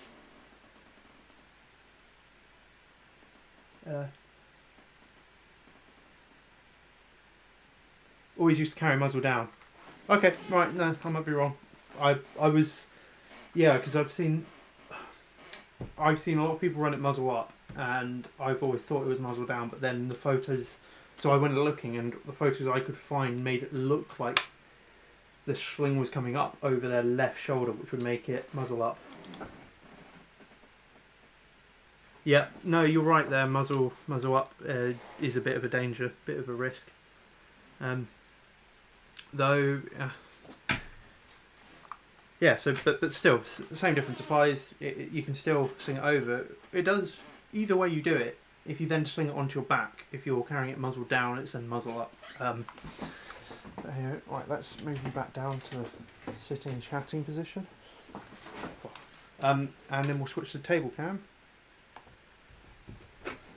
And I will run you through how to sling bugger. What is a bit annoying is you have to put it the wrong way round, in terms of you put your cocking handle down, which you really shouldn't do. Let me just pull the sling off. Right, who wants to take bets that I'm going to cock it up? Right, Aldred, thank you so much. Yep, muzzle down is right. I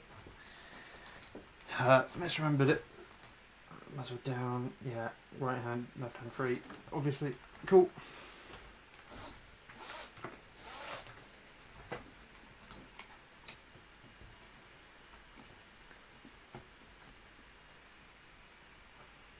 You don't bet on a sure thing, absolutely. Right.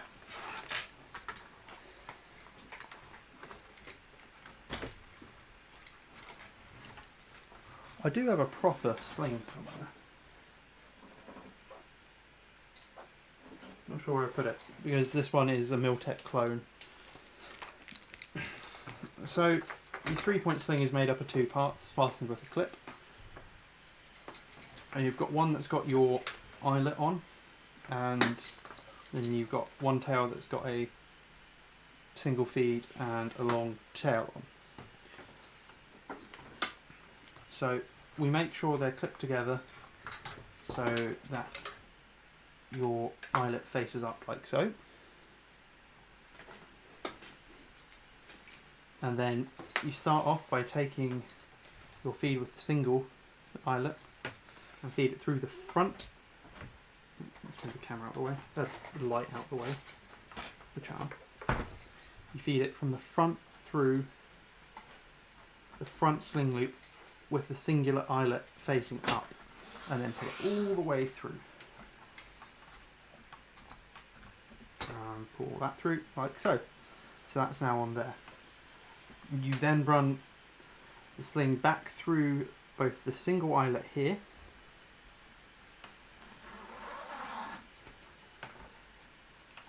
like so, and then through the back of the buckle, or the buckle there.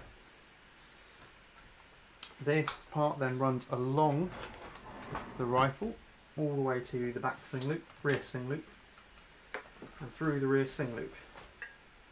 Now, on the A1s, this can be a bit of an issue because you've got a very exposed mag release there, and you've also got your selector here. Though, the whole point of the selector being back here, supposedly, not just because of the design with the mech being back here and the engineers not being the most clever and just dropping AR-18 parts in, is it's a very deliberate method between you're having to take your hand off the rifle and deliberately go back there to flick your selector switch, as opposed to it lying under your finger. So if it's basically on an AR-15, it's very easy to go from semi to full auto. So it's quite easy to do it subconsciously. On this, it is a very deliberate thing, and that's why it's back there. So if the thing is slightly over it, it doesn't really matter because it's meant to be thought about. I've got to find the switch and flick it. And then it comes back up. Anyway, it comes back up. Your tail that's now run through here comes up, and you put it through your buckle and tighten that down. And that is your SA-80 sling done. And when I was taught, the angry para captain that taught us would make us all stand in a row with the sling on and go along and unclip our buckle, and if you had done it wrong, it would come off and not be threaded through here, and your rifle would fall to the ground. But I have managed to do it right first try, and your buckle runs quite nicely up and down its track.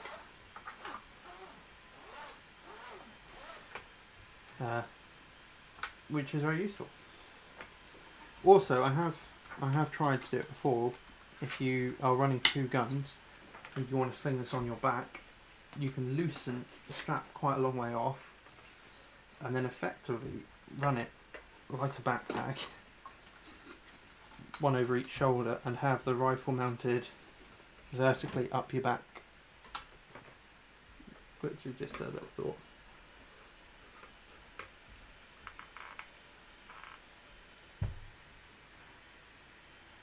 That's true, it's not that easy on an AR-15, but it's still a much easier thing to do with your thumb and not have to do any big hand movements to get to your controls. Yep, the FAMAS also has rear controls. Okay,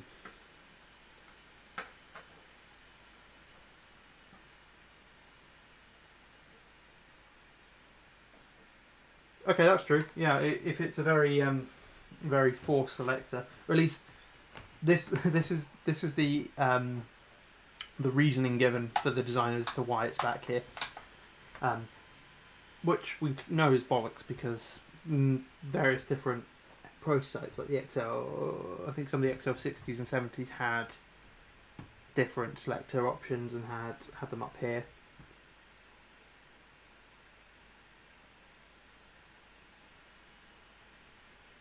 That's a cool idea. So what? Run it as effectively as an actual 2-point, like that, as opposed to running it as the mock 2-point like that. Am I following it right?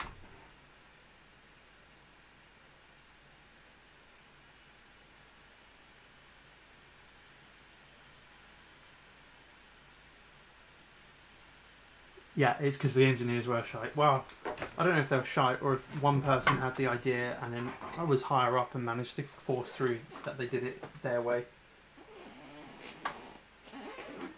Right, I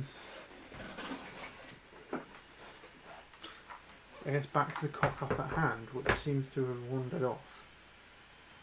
How the bloody hell did that go?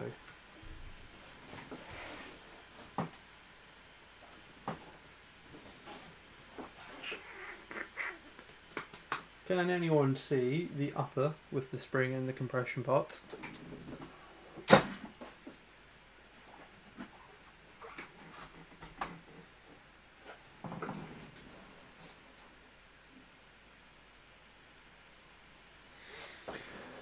Because I can't see it. Well, there we go. Well, at least that was my internal debate as to whether it should be muzzle up, muzzle down. Because I swear when you Google photos, people have them. But MOD photos show them in both bloody orientations. And let's not even get into the whole Osprey single point mount. What mags work with the G&G A2? That is a very difficult question to answer. Basically, a lot of them don't, because a lot of the mags aren't actually designed to stand mag spec, so they don't fit the square mag well. Mags I can say work. Vietnam 20 round straight mags seem to work quite nicely. Most GI styled mags tend to work quite nicely because they are pretty good. Most of the polymer ones will need modification. For instance,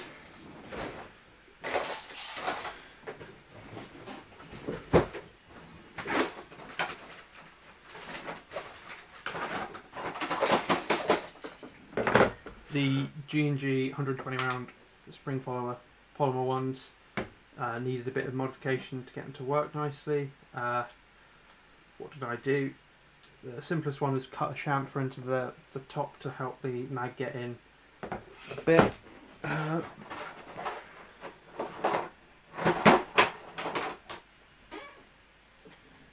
The other thing I might do is, I think you might need to do is file these occasionally. PTS EPMs don't, unless you mod them.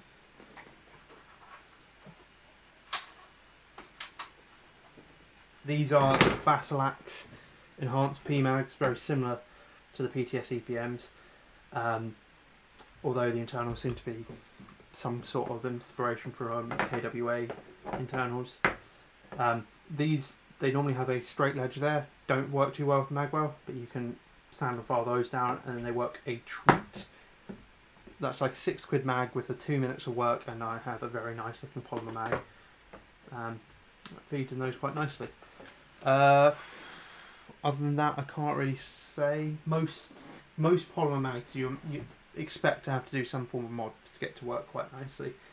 It's the same with the early the A3 416.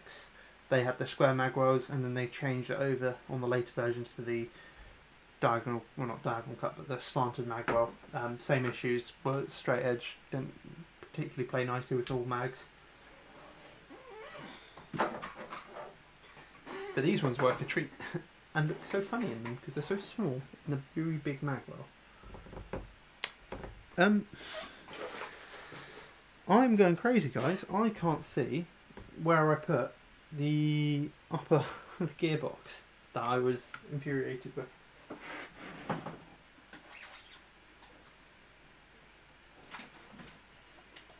Which is really annoying because I was going to continue working on that.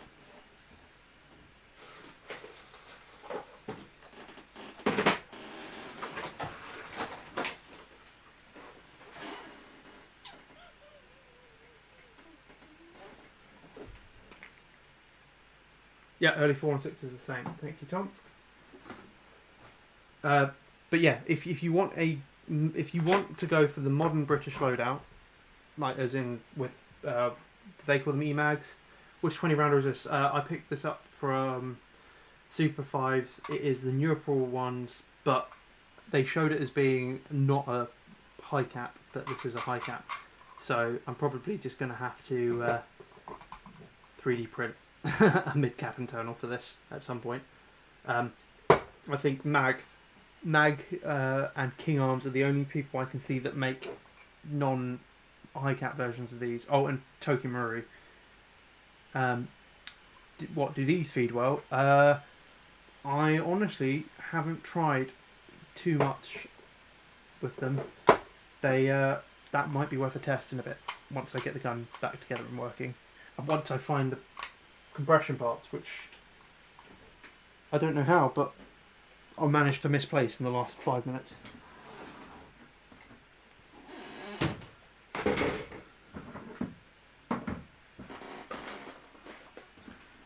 Seriously guys, I'm going crazy here.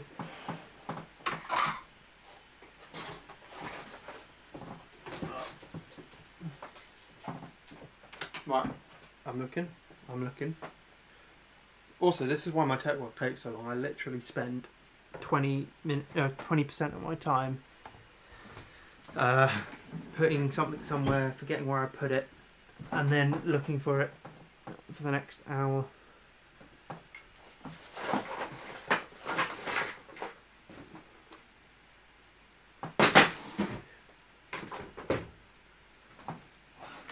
I didn't put it in the bin, the mug. Nope.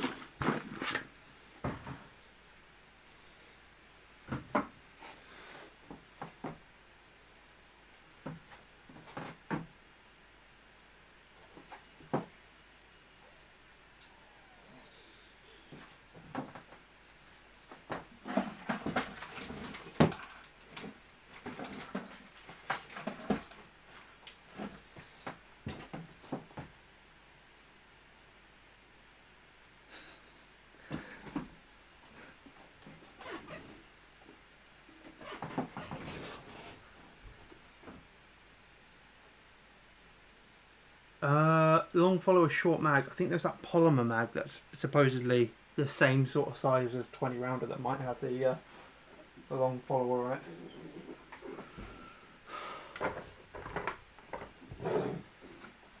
I'm actually mad. I am honestly so confused.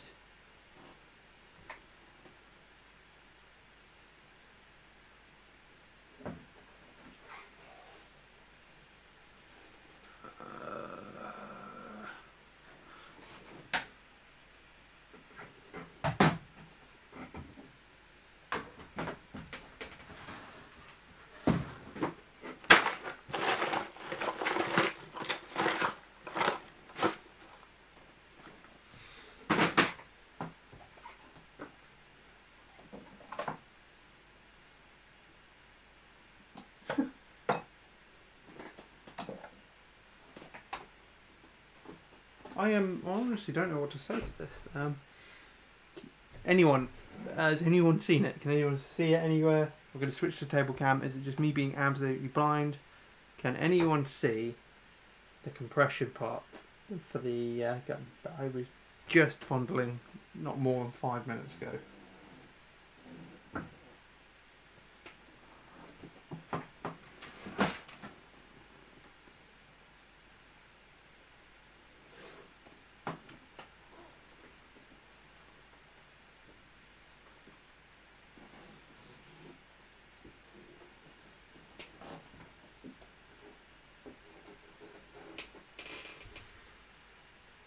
That's what I thought, Rick. I thought I put it down on the table and then I moved a couple of bits and put them on the floor next to me. It's not like they're hiding in here. What is...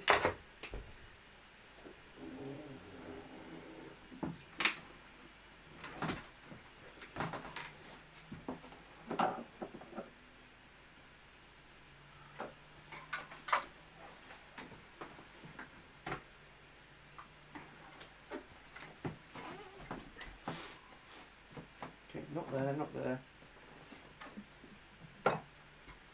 Not in here.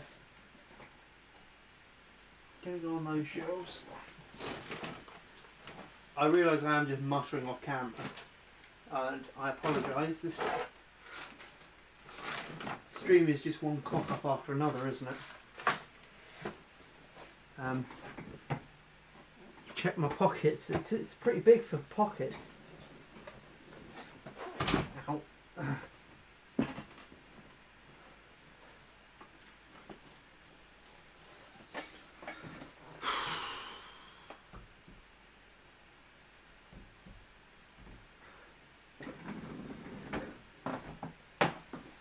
Didn't put it over here by the mic. Didn't put it over here under. Did it get pushed somewhere?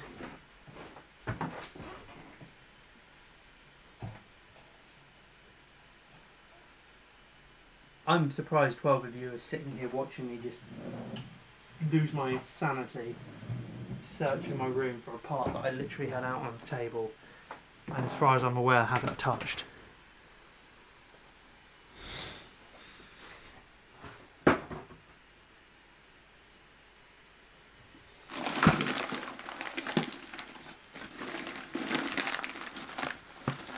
Yes, that's right, you can hear me rustling through my bin.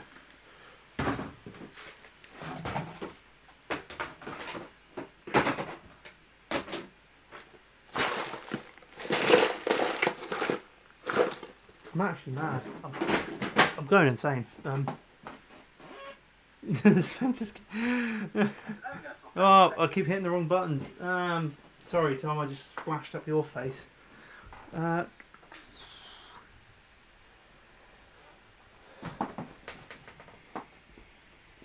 On that,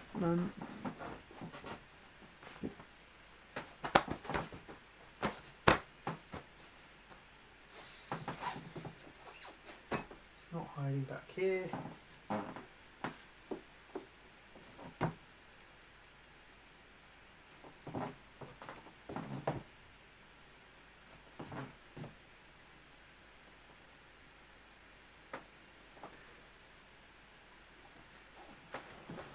Not in the cargo pockets, guys. Not in the cargo pockets.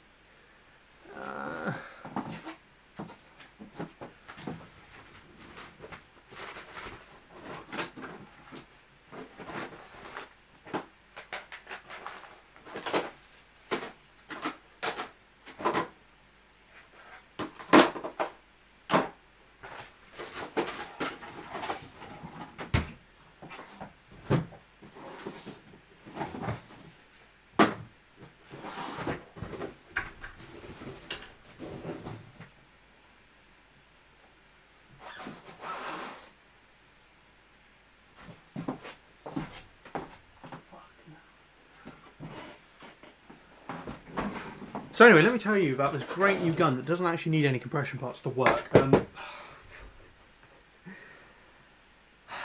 It's like Where's Wally Live, or it is in fact like watching someone go insane.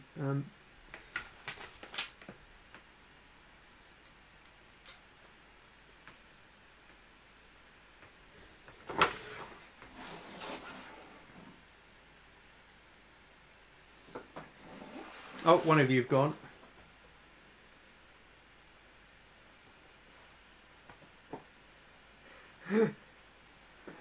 Yeah, I think I'd noticed that if it'd gone in my prison pocket. You put it down near there before you picked up. Put it down near where? Over on here.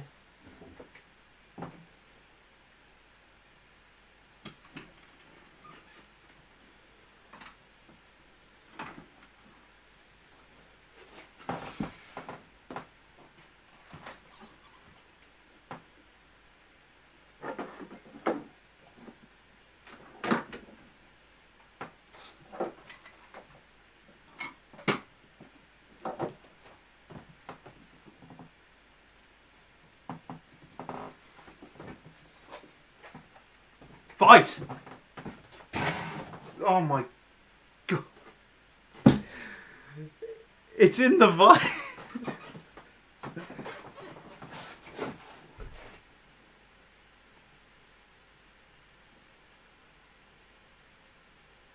It's in the vice. Thank you. It is in the bloody vice. Just right. Wow, that was 10 minutes of your life you guys aren't getting back. The brightly coloured vice next to me, the one I didn't bother looking in because I won't put part. Up until today, I have not used this vice. Like, I've never needed to, but now I had to use it on the bloody M14, and now on this. Right, let's get this plate off and see if that fixes my issue. Right, it helps if you actually do up the vice.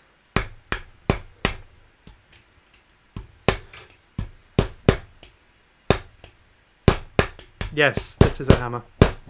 Also, I apologise that I'm hammering right next to the microphone.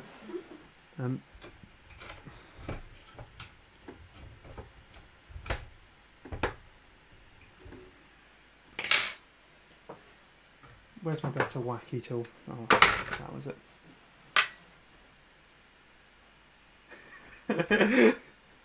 Oh, well, I'm glad I made at least one of you laugh. I'm glad you can all laugh at my stupidity.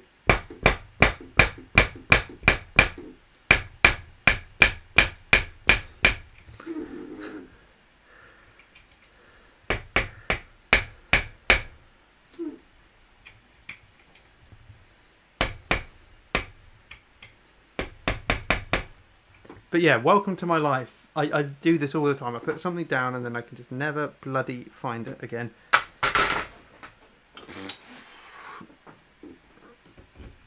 Take that off. Lo and behold, taking that off and now my recoil carriage cycle is fine. So I'm going to leave that off because it doesn't really serve much of a purpose. The compression parts are still compressing nicely without it. Just come back over here and go back to that's marked. That's that one. So I hope you all enjoyed that little side quest to find the thing that I put exactly where I put it before. I apologise for wasting your time. And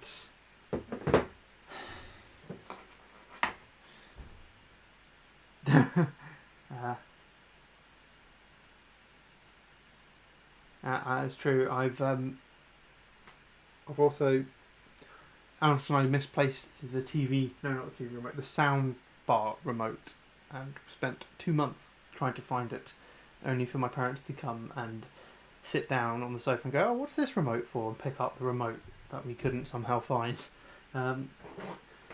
Just standard stuff. Right, so that's the compression parts fixed.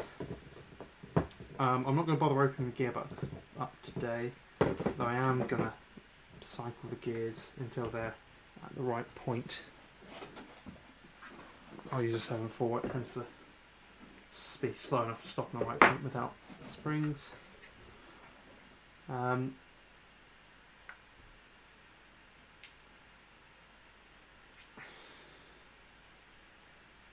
Oh, do I have it set to 11.1 zone? I think I do.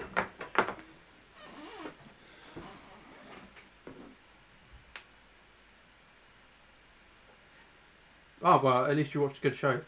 What episode? The fair aficionado of Star Trek and Voyager. Oh, you gotta be kidding. Oh, no, that's why. One of my signal wires have come out. There we go. That's that fixed. Yeah, the original signal wires broke, so I had to build a new one.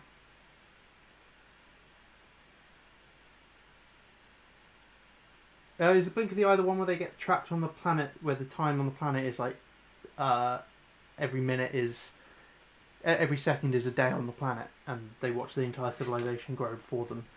Because I watched that one last week. There's also a similar one, one of the G&G ones is a similar plot, where alien probe makes you relive the entire life of someone in the culture, and the culture's long dead. So Picard doesn't know this and accidentally lives the entire lifetime of some random dude on a planet. Although the big stories that everyone's talking about at the moment are Far Beyond the Stars and the Bell Riot episodes, because they appear to have some form of relevance to current situations. They were making up some science up again. Yeah, well, Star Wars or Star Trek? Star Trek any day of the week. Star Wars is all good if you just want to sit back and watch lots of explosions on the screen and not have much of a plot. Because let's face it, the first one was the only good plot. A New Hope, not even New Hope, Star Wars, and they just ripped off the standard hero dynamic.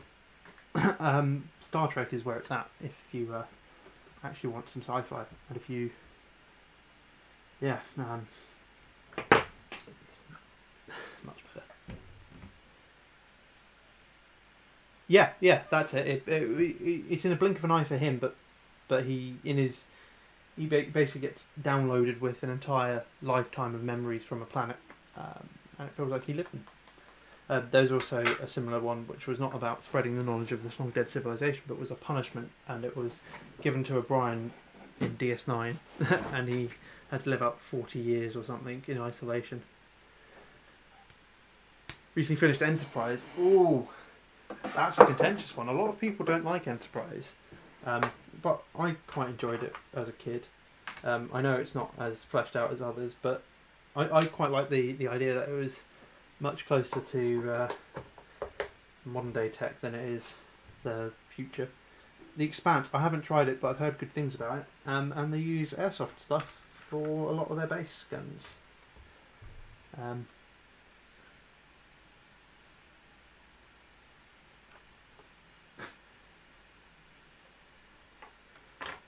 I'm going to admit, I don't know what Tom just said. I'm assuming that's Expanse stuff. What sci-fi was I watching recently?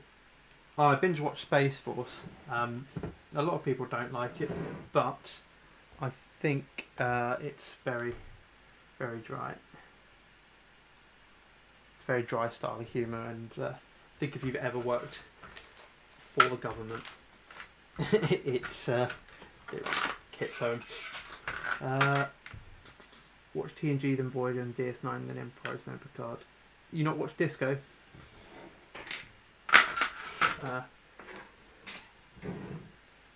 Disco. Right. Okay, what was I going to do? I could sit here and rewire my gun. Probably won't do that today. What the hell is going on here? Ooh. Although it does need it.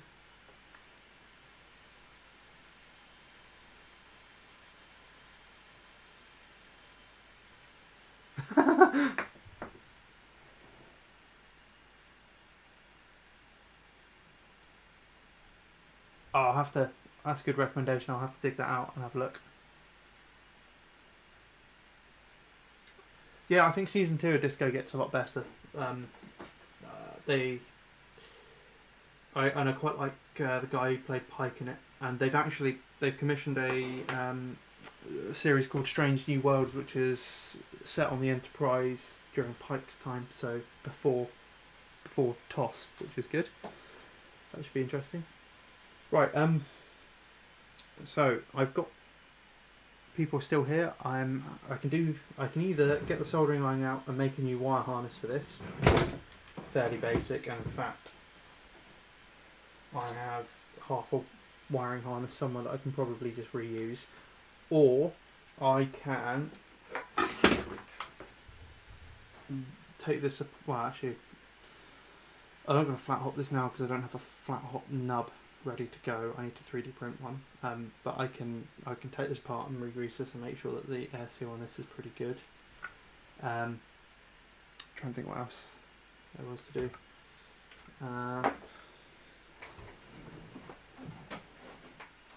Or I could look at replacing the wire harness on this, but I don't think.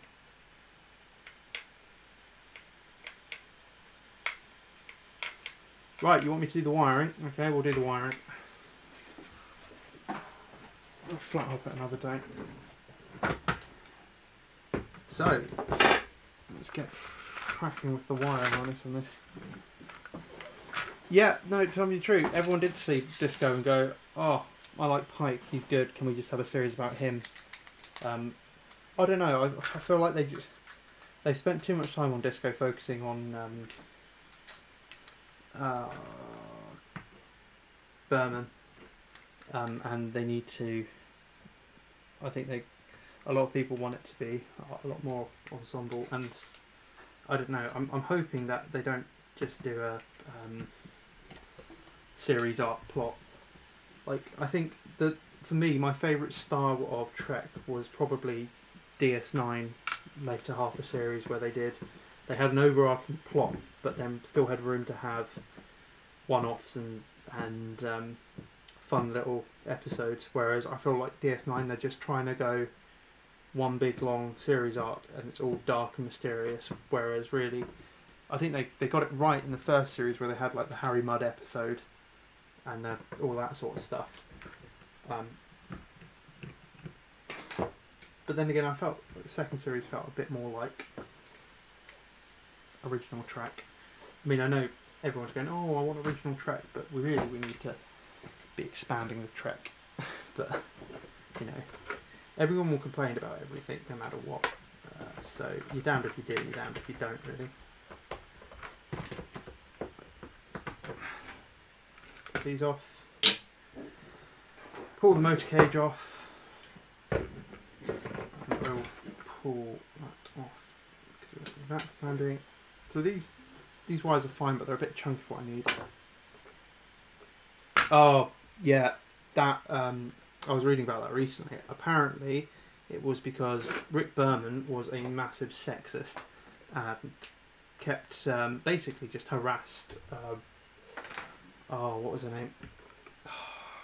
Who played it? Terry Farrell, and kept trying to pressure her into getting breast enlargement surgery by saying she was flat chested, and no one liked her because she was flat chested and stuff. And she was really upset because she basically was getting really upset with it and asked to have a reduced role in series 7, and said, can I cut my hours down by, I think it was something like, I'd just like to do 60% of what I did last series, and he basically said no, and then that was it. She wasn't allowed to negotiate, and they just wrote her character off, and he just wrote a really crappy ending for her. And apparently she cried a lot on set when they filmed that because she didn't want to go. Anyway, that's random Trek facts. Yeah, no. It turns out Rick Berman was a massive arsehole and ruined a lot of Trek. And yeah, for instance, he was the one who was against Troy Troy wearing Starfleet uniform and always wanted her in the stuff. And he was the reason Jerry Ryan had to wear corsets and stuff and wear skin-tight catsuits on Voyager.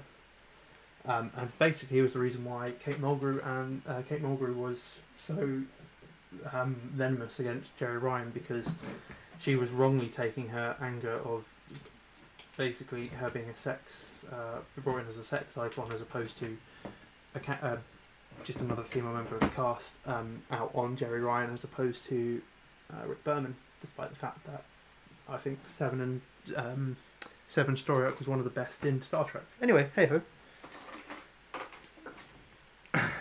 Can you tell I'm a nerd?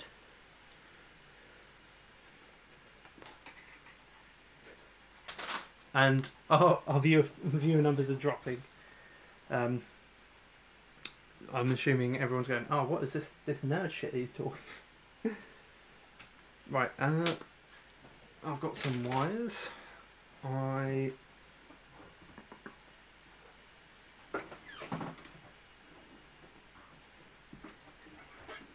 got a wire harness here that is made up already, but it is all red, which is probably not the best, so let's not use that. I've got here a big bag of Dean's connectors. I've got some side snips. All the viewer numbers are dropping massively. I've got some soldering iron. There's some solder. And I've got a solder stand. Before I start this, do people want to stick around and watch this, or if you all think that we've had enough? I've been going 2.5 hours now. Do people want to do people want me to continue, or shall we call it a night?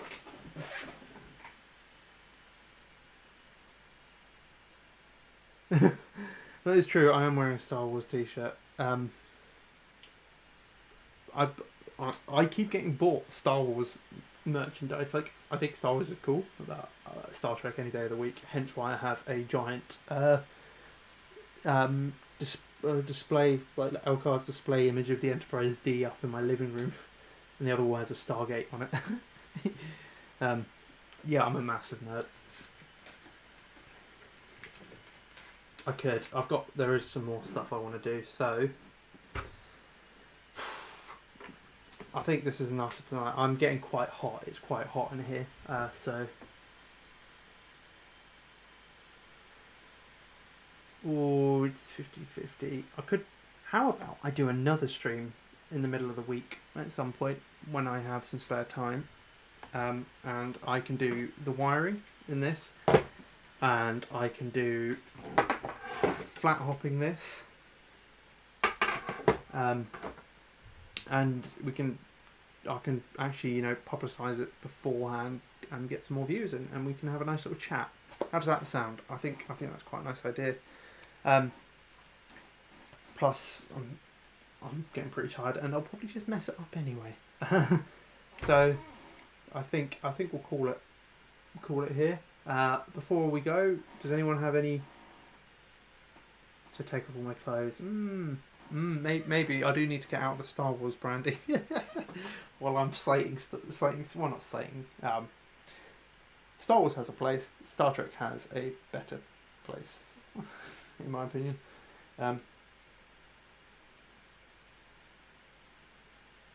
So yeah, any questions or anything you guys want to ask or say before we go? Else I will pack up the stream. In fact, I will put all of this in the L85 box so it's ready to go for tomorrow. Yeah, Rogue One. It's funny because Rogue One is like the only one of the films that is actually about the wars going on in stars, like some kind of Star Wars, and it's the only one that doesn't focus on any of the original main characters or their lineage. SG-1, Atlantis, or Universe. I love SG-1 and I love Atlantis. I've not watched much of Universe, actually. I needed to watch Universe. The poster is of Milky Way gates, and well, more specifically the original Earth Milky Way gate. And SG-1 is great, and Atlantis. I don't know. I just love Atlantis. I think it's the Rodney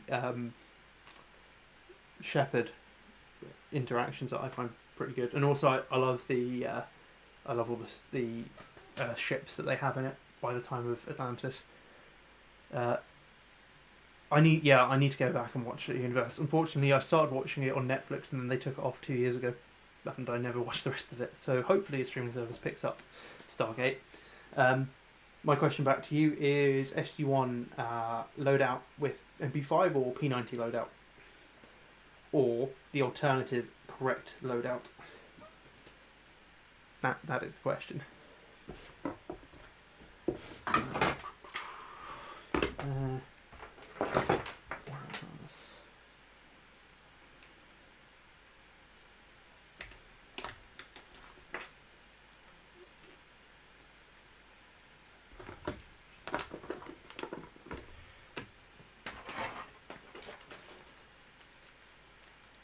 SG-1 MP5. Dude, stuff. Oh. What you on about? P90 is the only one. Actually, Tom could do a pretty good loadout, because don't they use the red dot? Oh no, they don't. They use the original 4x optic for the M16 on the MP5. Tilka's the best loadout, but P90. I think. Yeah. I think the best loadout is probably either dual wielding P90s or Spaz 12ing around your way around an Asgard ship. Or isn't there at the start of Atlantis someone just rocks up with an MG36 and just deals pain to a race ship? I'm annoyed. I bought a P90. I bought a G&G P90 because it had the red dot sight on it. And it was a really nice little gun, and then I got rid of it, which is a bit annoying. Correct, and the only reason I own one. Oh, there's a site down, where is it? Down near Longley that has a Stargate at their site. So maybe we should all go and get P90s and LARPers an SG unit and go run through that gate. Anyway. I think that about covers everything. We've gone incredibly off topic here. Oh crap, yes, it has to be P90. True that. Though I do kind of want an early MP5 SG1 loadout.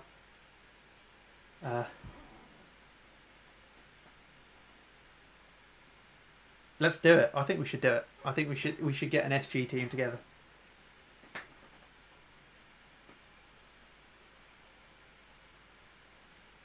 Oh, do they? Ooh. Warminster. Yeah, Warminster Airsoft. Of course. But, okay, right. I'm gonna try and buy another P90 then. We should do an SG loadout. Oh man, I should have. My mates went and played the what are the LARP games there? T-Unk. I believe the correct answer to that, Mark, is indeed.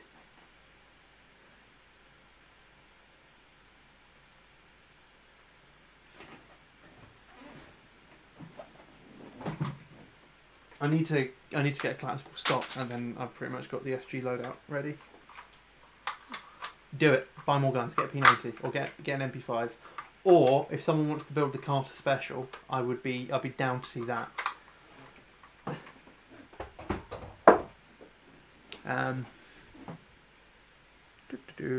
Do I have a Chrome window open? What? Wrong one. That one. Yeah, I do. It's on this one. SG1 Carter Special.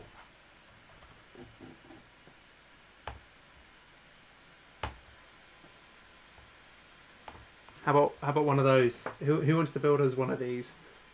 And no, this isn't an Airsoft kit bash. This is actually an AR that they built for her, purely because this is all being filmed during Iraq 2. Yeah, it would have been Iraq. It would have been second Iraq War, and they ran out of P90 ammo. So I think they had a budget of seven P90 rounds per episode. So they kept reusing P90 shots, and then they built Carter a stubby AR to use, so they could have more firepower. Did you know? New VFC MP5. Oh, where am I? VFC MP5. Oh, SCF trigger group.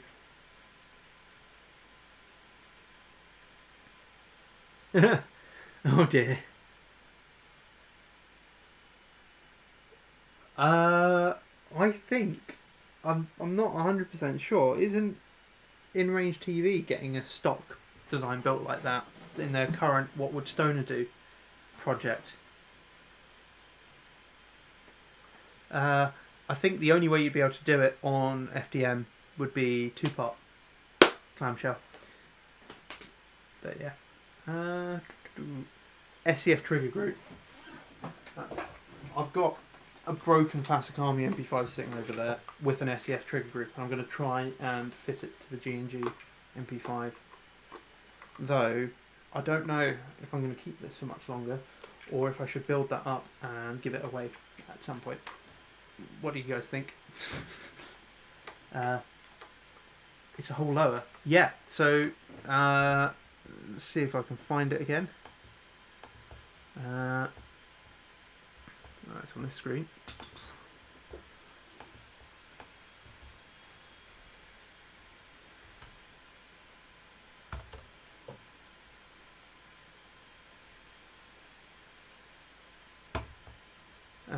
And where is my OBS? There's my OBS. Transition. There you go. They are 3D printing a whole, or they are getting made a whole polymer lower and stock assembly for their What Would Stoner Do 2020 project. I'm sure most of you watch Forgotten Weapons and In Range. I would recommend, if you don't watch it, go watch it, because they are very good. I've also recently just started watching 9-hole reviews. I like them. They're good. I like 9-hole reviews.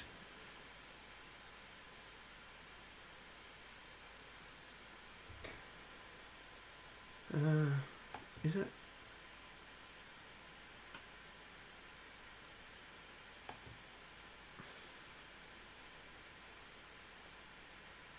Right. Okay. So I've said this twice already now. Shall we close up the stream, guys? Any last minute comments? If not, I will say good night, and thank you all of you for sticking around this long to watch me cock up loads. I mean, sure, it must have been quite enjoyable to watch me cock up.